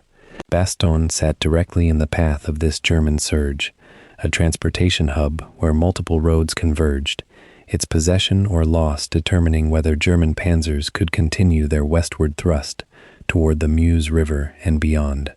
The American command structure, still recovering from the shock of the German offensive, had recognized this strategic reality and dispatched the 101st Airborne Division not as a reinforcement to hold ground already secured, but as an emergency plug for a dam that was cracking at multiple points. McAuliffe understood the mathematics of the situation with the clarity of an artillery officer trained to calculate distances, angles, and trajectories. They had arrived just as the German encirclement was closing, their column the last American reinforcement that would reach Bastogne before enemy armor cut all roads leading into the town. The division commander, Major General Maxwell D. Taylor, was absent attending a conference in Washington, leaving the senior officers on the ground to make decisions that would determine whether Bastogne became another American victory or a catastrophic surrender. The encirclement completed on the afternoon of the 19th of December with a speed that left no room for doubt or hesitation. German armor advanced from multiple directions, their panzers and assault guns taking positions on the high ground surrounding the town, establishing a cordon that would tighten throughout the following days. McAuliffe moved through the developing chaos with a calm that seemed almost detached, walking the perimeter of Bastogne and assessing positions that would become the defensive line. The town itself occupied relatively flat terrain, its buildings and streets offering some shelter and defensive advantage, but also channeling movement and constraining fields of fire. The surrounding landscape, however, told a grimmer story. Open fields ringed by forest where German armor could maneuver with terrible freedom, ridgelines and tree lines that offered observation and firing positions, terrain that heavily favored an attacking force willing to absorb casualties. Snow began falling more heavily as the afternoon progressed, the white covering providing excellent camouflage for German movements while simultaneously revealing the American positions to any observer on the higher ground. McAuliffe realized with the clarity of accumulated military experience that his division was not merely surrounded, but surrounded in the worst possible tactical circumstances. The men of the 101st would be fighting downhill and inward, defending in all directions simultaneously, supplied only by whatever they had brought and whatever could be delivered by air transport if weather permitted. The artillery arrangements that McAuliffe now orchestrated represented both his greatest responsibility and his primary window for maintaining American control of Bastogne. The division's artillery elements had arrived with the infantry, their guns hastily emplaced in positions around the town where they could engage German armor approaching from any direction. Unlike the fluid, rapidly changing tactics of Normandy, where artillery had often been moved multiple times daily, Bastogne would require guns to hold their positions and fire continuously. defending against attacks that came with terrible predictability as German commanders probed the American defenses. McAuliffe worked with his subordinate artillery officers to establish coordinated fire plans that would concentrate firepower on likely German attack routes and assembly areas. The challenge transcended mere technical coordination. It demanded that every round of ammunition be accounted for and deployed with maximum efficiency, that every gun crew understand the priority targets and fire discipline that could mean the difference between holding the town or watching it fall to enemy armor. He moved among the artillery positions in the deepening cold, speaking quietly with officers and enlisted men, his presence conveying a message that no longer required words. Leadership remained calm, decision-making remained sound, and the defense would be conducted with the same methodical competence that had characterized his service since the invasion began more than 6 months earlier. The first hours of true encirclement brought the crushing realization of isolation that would define the coming days. By evening on the 19th, German forces occupied positions on all approaches to Bastogne, their artillery and armor creating a complete seal around the American garrison. The roads that had delivered the 101st Division's convoy now lay behind German lines, cut and impassable. No reinforcements would arrive by ground transport. No supplies could be brought in by truck. The enormous logistical machine that supported American armies in Europe had suddenly become irrelevant to the men inside Bastogne's defensive perimeter. Messengers moving between command posts spoke in low voices about ammunition counts and food supplies, their calculations growing more anxious as the evening progressed.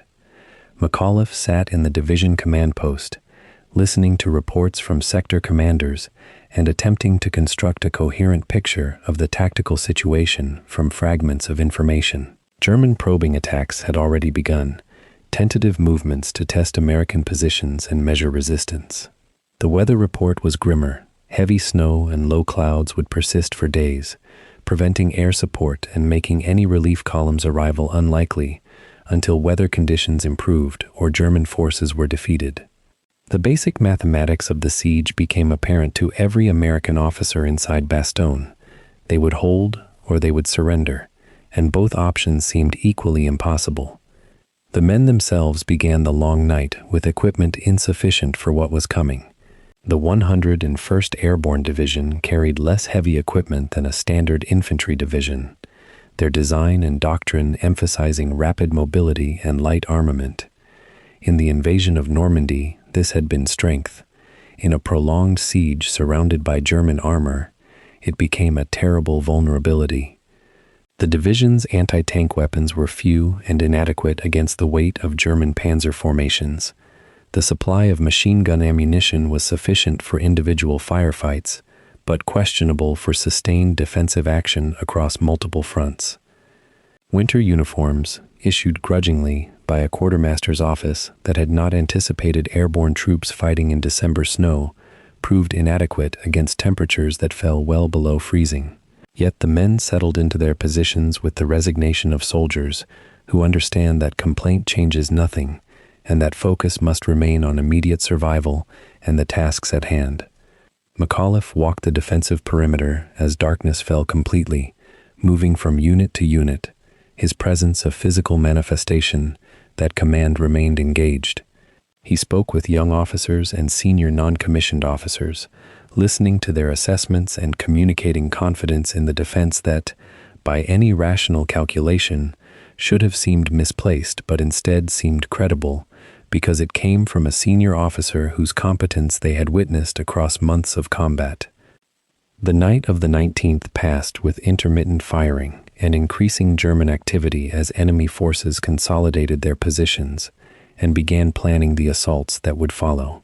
German commanders, having achieved the encirclement of Bastogne, now faced a decision about whether to assault the town immediately or invest it and contain the American garrison, while other German forces continued westward toward objectives they considered more strategically significant. The delay would prove crucial to American survival, providing hours that McAuliffe used to strengthen the defensive positions, reorganize units that had arrived separated and disoriented, and establish command structures that would function across the coming days of continuous pressure. He worked through the night, moving between sector positions and the command post, his energy seemingly inexhaustible despite months of combat and the stress that accumulated with command responsibility. Other officers and non-commissioned officers observed this level of engagement and drew their own conclusions about the standards expected in the coming siege. If their commander remained awake and active despite the dire circumstances, then they would do the same. If he displayed confidence in the defense despite the mathematics of encirclement, then they would find their own confidence in that certainty. Leadership in warfare often comes down to the simple example of one senior officer refusing to accept defeat, and McAuliffe provided that example not through rhetoric or inspiration, but through the mundane reality of constant presence and continuous problem-solving. The 20th of December brought the first serious German attack, and the beginning of the pattern that would define the siege. German armor attacked from the south and east, their assault guns and tank destroyers attempting to break through the American perimeter by concentrating force on narrow sectors. The American defenders, dug in behind hastily constructed positions, responded with machine gun fire, rifle fire, and the artillery that McAuliffe coordinated from the division command post. The German attack was repulsed but not destroyed, and enemy forces withdrew to regroup while American casualties mounted in the snow. McAuliffe walked forward after the attack to assess damage and casualties, his presence reassuring men whose first experience under siege was proving infinitely more terrifying than they had imagined. The realization began to crystallize through the garrison that they would not be defeated by panzer attacks or encirclement, that their greatest danger now came from the slow attrition of supplies, the accumulation of wounded who could not be evacuated, and the psychological strain of knowing that no relief was certain, and that surrender remained an option that would terminate their suffering instantly. This was siege warfare in its essence, and McAuliffe was now a general, commanding not merely a division, but a garrison trapped inside a perimeter that grew smaller each day as German forces closed inward, pressing the American defenders into an ever tighter circle. By the 21st of December, the siege had settled into a rhythm of attack and defense, of German probing and American counterattack, of constant shell fire and intermittent infantry assaults. The weather remained foul, heavy clouds pressing down on Bastogne, making any air support impossible, and extending the isolation. McAuliffe worked continuously to maintain discipline and hope, despite circumstances that grew more difficult with each passing hour. The division's medical facilities became overwhelmed with casualties that could not be evacuated, surgeons performing operations in inadequate space with supplies that dwindled daily. The division's supply officer reported that ammunition counts, while still sufficient for current defensive demands, would become critical if heavy German assaults continued. The temperature dropped as night approached, and men huddled in foxholes and trenches faced the prospect of another freezing night, with inadequate clothing and minimal food. McAuliffe was photographed during these days by a military photographer, and the images show a man whose face had taken on the haggard quality of someone enduring continuous stress without respite. His eyes carry the weight of knowing that his decisions would determine whether these men lived or died, that the entire American military effort in Europe could be affected by the outcome at Bastogne. Yet his jaw remained set, his bearing erect, his presence steady. The men around him understood that this general would not surrender, would not accept defeat, and would fight until either the town fell or relief arrived. That conviction, more than any tactical maneuver or artillery bombardment, became the true defense of Bastogne. The encirclement was complete and unmistakable by the 22nd of December.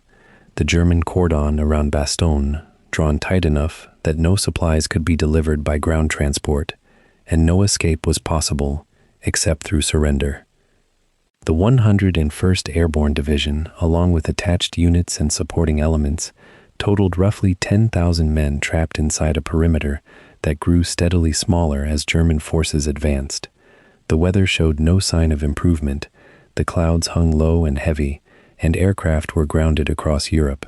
McAuliffe and his subordinate commanders understood that they were now facing not merely a siege but potentially annihilation if German commanders decided to launch concentrated assaults with their full available armor. The mathematics of that scenario were terrible to contemplate. 10,000 American soldiers with inadequate anti-tank weapons facing panzer armies with dozens of assault guns and tanks. Yet somehow, in those first hours of complete encirclement, the tone inside Bastogne did not shift toward despair or acceptance of inevitable defeat. Instead, men began to speak of holding the town not merely as a military necessity, but as a point of honor, a place where American soldiers would not break or surrender. McAuliffe, moving among them, heard this resolve growing and understood that leadership now meant protecting that determination from the corroding effects of fear and uncertainty. The siege that would define his entire military legacy was now truly beginning, and everything he had learned across 2 decades of military service was about to be tested against circumstances that no amount of training could fully prepare a commander to face. By the 22nd of December, the American garrison at Bastogne had survived 3 days of encirclement without relief. The German forces that ringed the town on the 16th had tightened their grip with each passing hour, and the situation had deteriorated from precarious to critical. Supply lines remained severed. Ammunition stocks dwindled with every firefight. The wounded filled every available building, and the cold deepened as winter pressed down on the trapped soldiers. McAuliffe and the other senior commanders knew they faced a choice that no American officer wanted to contemplate: fight without prospect of resupply, or surrender to German demands that had, until that moment, remained unspoken but implicit in every shell that fell on the town. The morning of the 22nd began like those before it, with artillery fire echoing across the snowy landscape and the sound of German armor probing American positions. What made this day different was not what the Americans heard, but what they would see arrive under a flag of truce. 4 German officers approached the American lines carrying a white flag, their uniforms crisp against the winter landscape, their bearing formal and deliberate. The message they carried was not delivered in whispered conversation or radio transmission. It was written, official, translated into English so there could be no misunderstanding of what was being asked. The ultimatum was addressed to the American commander and delivered with the gravity of a last chance. The Germans offered a choice rendered as though it were a courtesy extended between civilized military men. The Americans could evacuate the town within 2 hours, moving their men and wounded out through designated corridors under German supervision, and they would be treated according to the Geneva Convention. If the Americans refused, the ultimatum continued. German forces would launch a concentrated assault using infantry and armor supported by artillery that would, the document stated with terrible certainty, result in complete annihilation of the garrison. The language was formal, almost bureaucratic, but the threat was unambiguous. The Germans believed they had the Americans where they wanted them. The ultimatum seemed, in their calculation, to be an act of mercy from a position of overwhelming strength. The message reached McAuliffe's command post in the afternoon, carried by the German officers themselves through the lines of confused American soldiers who had never seen such a thing occur before.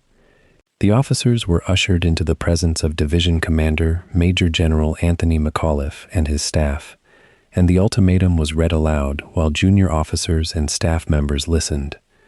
The room was crowded with tension that had nothing to do with the Germans standing in it, and everything to do with the weight of what the Germans had just presented. An answer was expected. McAuliffe was being asked, in effect, to choose whether American soldiers would die defending a town they could not hold, or whether they would withdraw and preserve their lives. The question contained its own gravity. The decision rested not just on military calculation, but on character, on the nature of what courage meant in the face of annihilation. The German officers waited for a response that would determine whether thousands of American soldiers would live through the winter or fall in the rubble of Bastogne. McAuliffe's reaction to the ultimatum became the stuff of which legend is made. though the legend obscured something essential about what actually occurred in that command post. When asked what he would send back in response, McAuliffe's immediate reaction was one of anger rather than calculation. He was furious that the Germans had the audacity to demand his surrender, that they had approached American lines under a flag of truce to suggest that a garrison of American soldiers would abandon its position. The anger was visceral and honest, the response of a soldier who understood that the moment called not for diplomacy, but for clarity. When McAuliffe was asked for his written reply, he sat down and penned a single word: nuts. The word was simple, one syllable, conveying absolute refusal with a colloquial directness that had more impact than any formal military prose could have achieved. It was a word that captured the spirit of the men in Bastogne, who had chosen to stand rather than run, who had voted with their actions to defend the town despite impossible odds.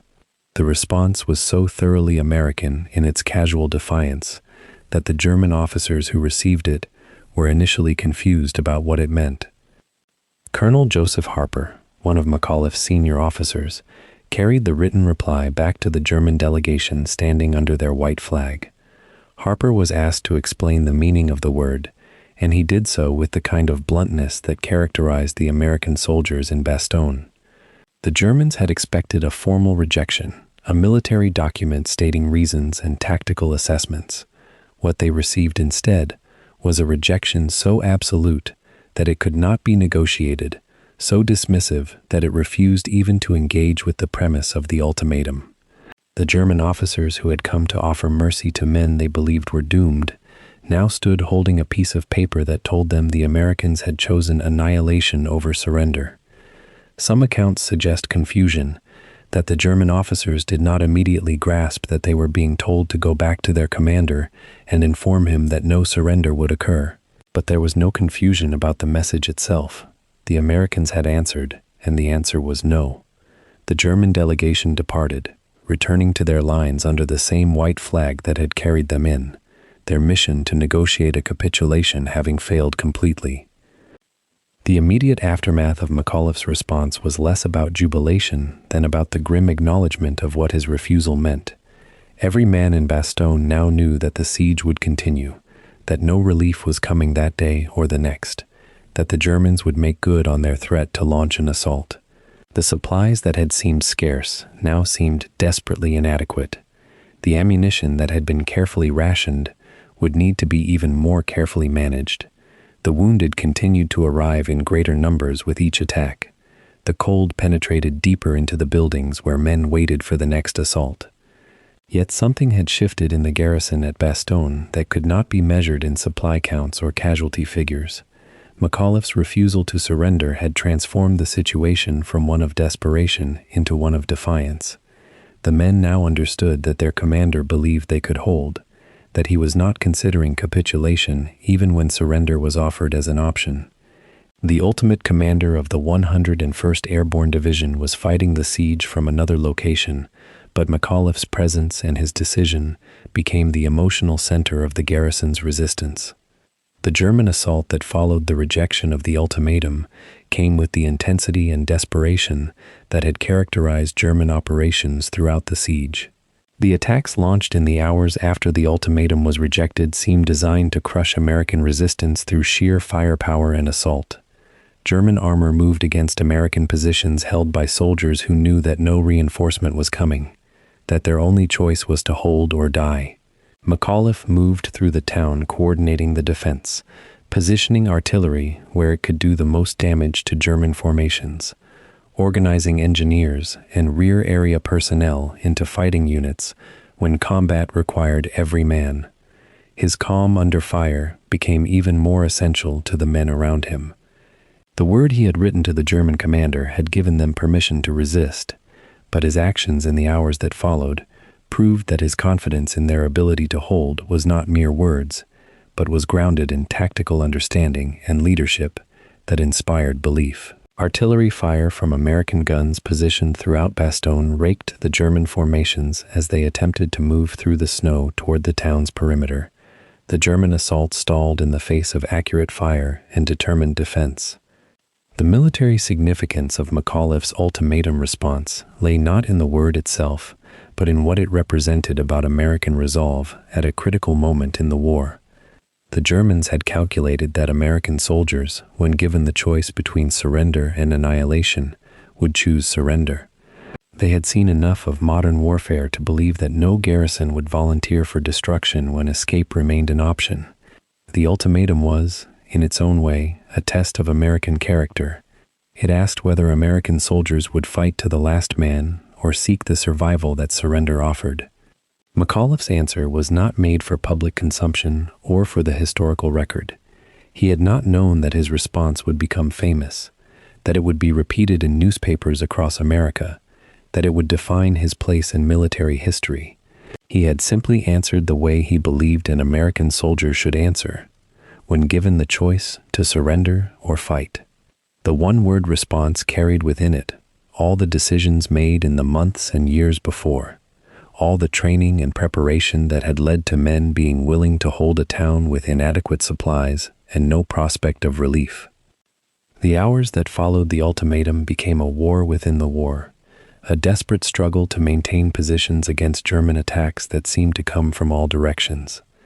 McAuliffe and the garrison had chosen their answer, and now they would live with the consequences of that choice. American soldiers moved through the snow between positions, their fingers numb with cold, their ammunition carefully rationed because no resupply was coming.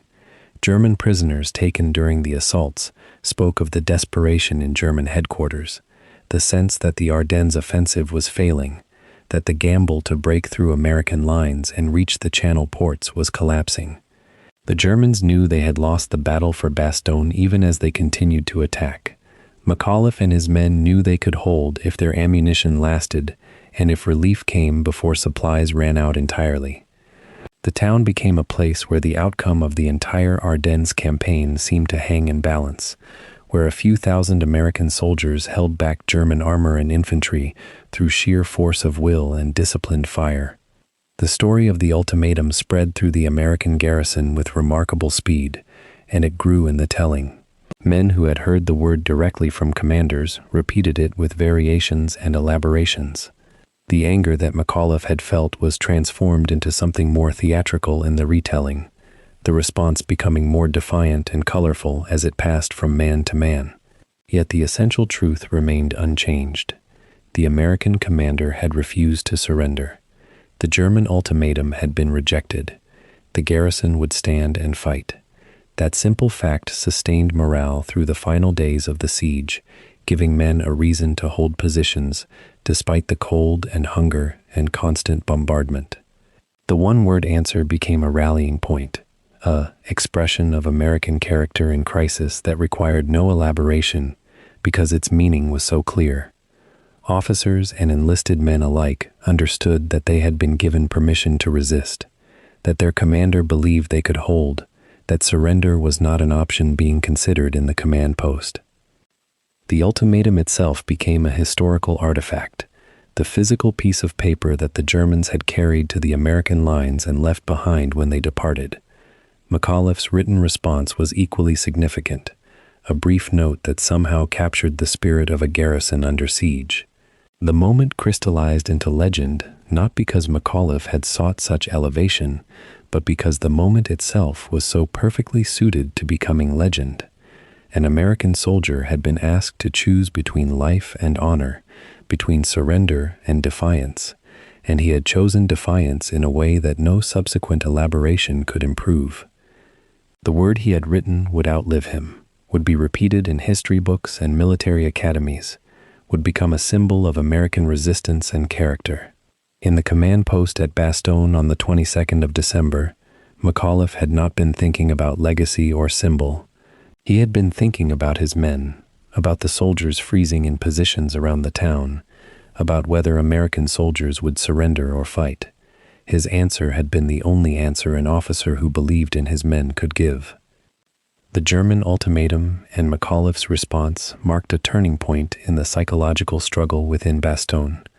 Before the ultimatum, desperation had hung over the garrison, a sense that survival might depend on reaching terms with an enemy that surrounded them. After the ultimatum and its rejection, clarity replaced desperation. The siege would continue until relief came, or until American ammunition ran out and German forces broke through the perimeter.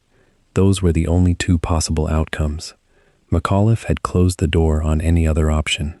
The men who defended Bastogne knew that their commander would not be asking them to surrender, would not be offering a way out that involved abandoning their positions. They would hold, because holding was the only choice they had been given. The ultimatum, delivered under a flag of truce by German officers who believed they were offering mercy, had instead crystallized American resolve. McAuliffe's one-word answer would echo far beyond the frozen streets of Bastogne, becoming a measure of what American soldiers would do when victory seemed impossible, but surrender was unthinkable. By nightfall on the 22nd of December, the German assault that had followed the rejection of the ultimatum had stalled and been repulsed. American artillery had torn gaps in German formations. American infantry holding positions around the town had held firm despite the cold and the relentless attack. McAuliffe moved through the town in the darkness, checking on positions and encouraging men who had now fought for 4 days without relief. The town still stood. The American flag still flew over Bastogne. The Germans had failed in their ultimatum and failed in their assault. What came next would be the final days of the siege, the last desperate struggle between a garrison that could not be reinforced and German forces that could not break through. But that struggle would be fought by men who knew that their commander had chosen defiance over surrender, who had been given the clearest possible signal that resistance was possible and resistance was what would be demanded. McAuliffe's answer to the ultimatum had set the tone for everything that would follow, establishing the terms on which the final days of the Bastogne siege would be fought. The 23rd of December broke gray and cold over Bastogne. Snow lay thick on the ground, covering the rubble of damaged buildings and the abandoned vehicles that mark the recent chaos of the town's occupation. The Germans had given their ultimatum and received their answer. Now came the consequence. The Wehrmacht and Waffen-SS forces surrounding the American garrison began to tighten their grip, artillery fire intensifying throughout the day as enemy commanders responded to McAuliffe's defiance with shells and steel. The perimeter that the 101st Airborne had established was not a continuous line, but a series of strong points, connected by communication trenches and defended positions. A fragmented defense stretched across multiple kilometers. Inside the town itself, soldiers dug in behind buildings, sandbags, and rubble, preparing for assaults that everyone knew must come. McAuliffe moved through these positions with a purposefulness that soldiers would remember for the rest of their lives, not rushing, not panicked, but present and calm in the face of the unfolding catastrophe. The supply situation had become critical by the 3rd day of encirclement. Ammunition was rationed severely, with strict orders from higher command that each unit conserve every round for defensive fire only. Medical supplies dwindled as casualties mounted from the relentless bombardment. Food was limited to whatever the garrison had managed to gather before the pocket closed, now stretched across thousands of hungry men. Fuel for vehicles and heating was nearly exhausted, and the bitter cold of the Belgian winter cut through inadequate winter clothing, turning exposure into as deadly a threat as German bullets. The men huddled in whatever shelter they could find, stamping feet to maintain circulation, sharing body heat in basements and farmhouses converted to bunkers. McAuliffe established distribution centers where supplies were carefully apportioned, visible decisions made before his men so that everyone understood that resources were shared equally and managed without favoritism. Water had to be melted from snow, a slow and difficult process that consumed precious fuel. Yet despite the shortage, the garrison held. Men went hungry and cold, but they did not break. The German assault pattern became predictable as the days wore on. Artillery bombardment would intensify, shells whistling overhead and exploding in the streets and fields around Bastogne. Then, infantry and armor would attack in coordinated waves, trying to break through the American perimeter at weakened points. The attacks came from multiple directions as German forces sought to find gaps in the defense or create them through concentrated fire. Panzer Grenadiers, elite German infantry, assaulted American positions with discipline and ferocity, born from desperation. The war for them had turned existential. Their last great offensive was failing, and they fought with the knowledge that failure meant the end of the Reich itself. American soldiers, in contrast, fought for survival in a more immediate sense. They held because retreat meant death, capture, or the collapse of their comrades' defenses. They held because McAuliffe held, and his refusal to surrender had become not just a military decision, but a statement about American character that his men were determined to honor. McAuliffe coordinated the defense with an eye toward economy of force and concentration of effort. Artillery, now under his direct coordination, became the garrison's chief weapon. With ammunition strictly limited, every fire mission had to count. Forward observers directed guns onto enemy formations, and McAuliffe worked to ensure that when American guns fired, they inflicted maximum damage. He established priorities for fire support, allocating ammunition to sectors where breakthrough seemed most likely. Engineers worked constantly to improve defensive positions, laying mines and obstacles in approaches to the town. Barbed wire was strung and restrung where it had been damaged by shell fire. Machine gun positions were sited to provide interlocking fields of fire, creating killing zones that enemy attackers had to cross. McAuliffe moved between these positions, sometimes traveling under fire, sometimes pausing to check defensive preparations with the same meticulous attention that had characterized his work in Normandy months earlier. His presence became a stabilizing force, not through grand gestures, but through the simple fact of his appearance, his calm demeanor, his evident confidence that somehow, against the odds, they would endure.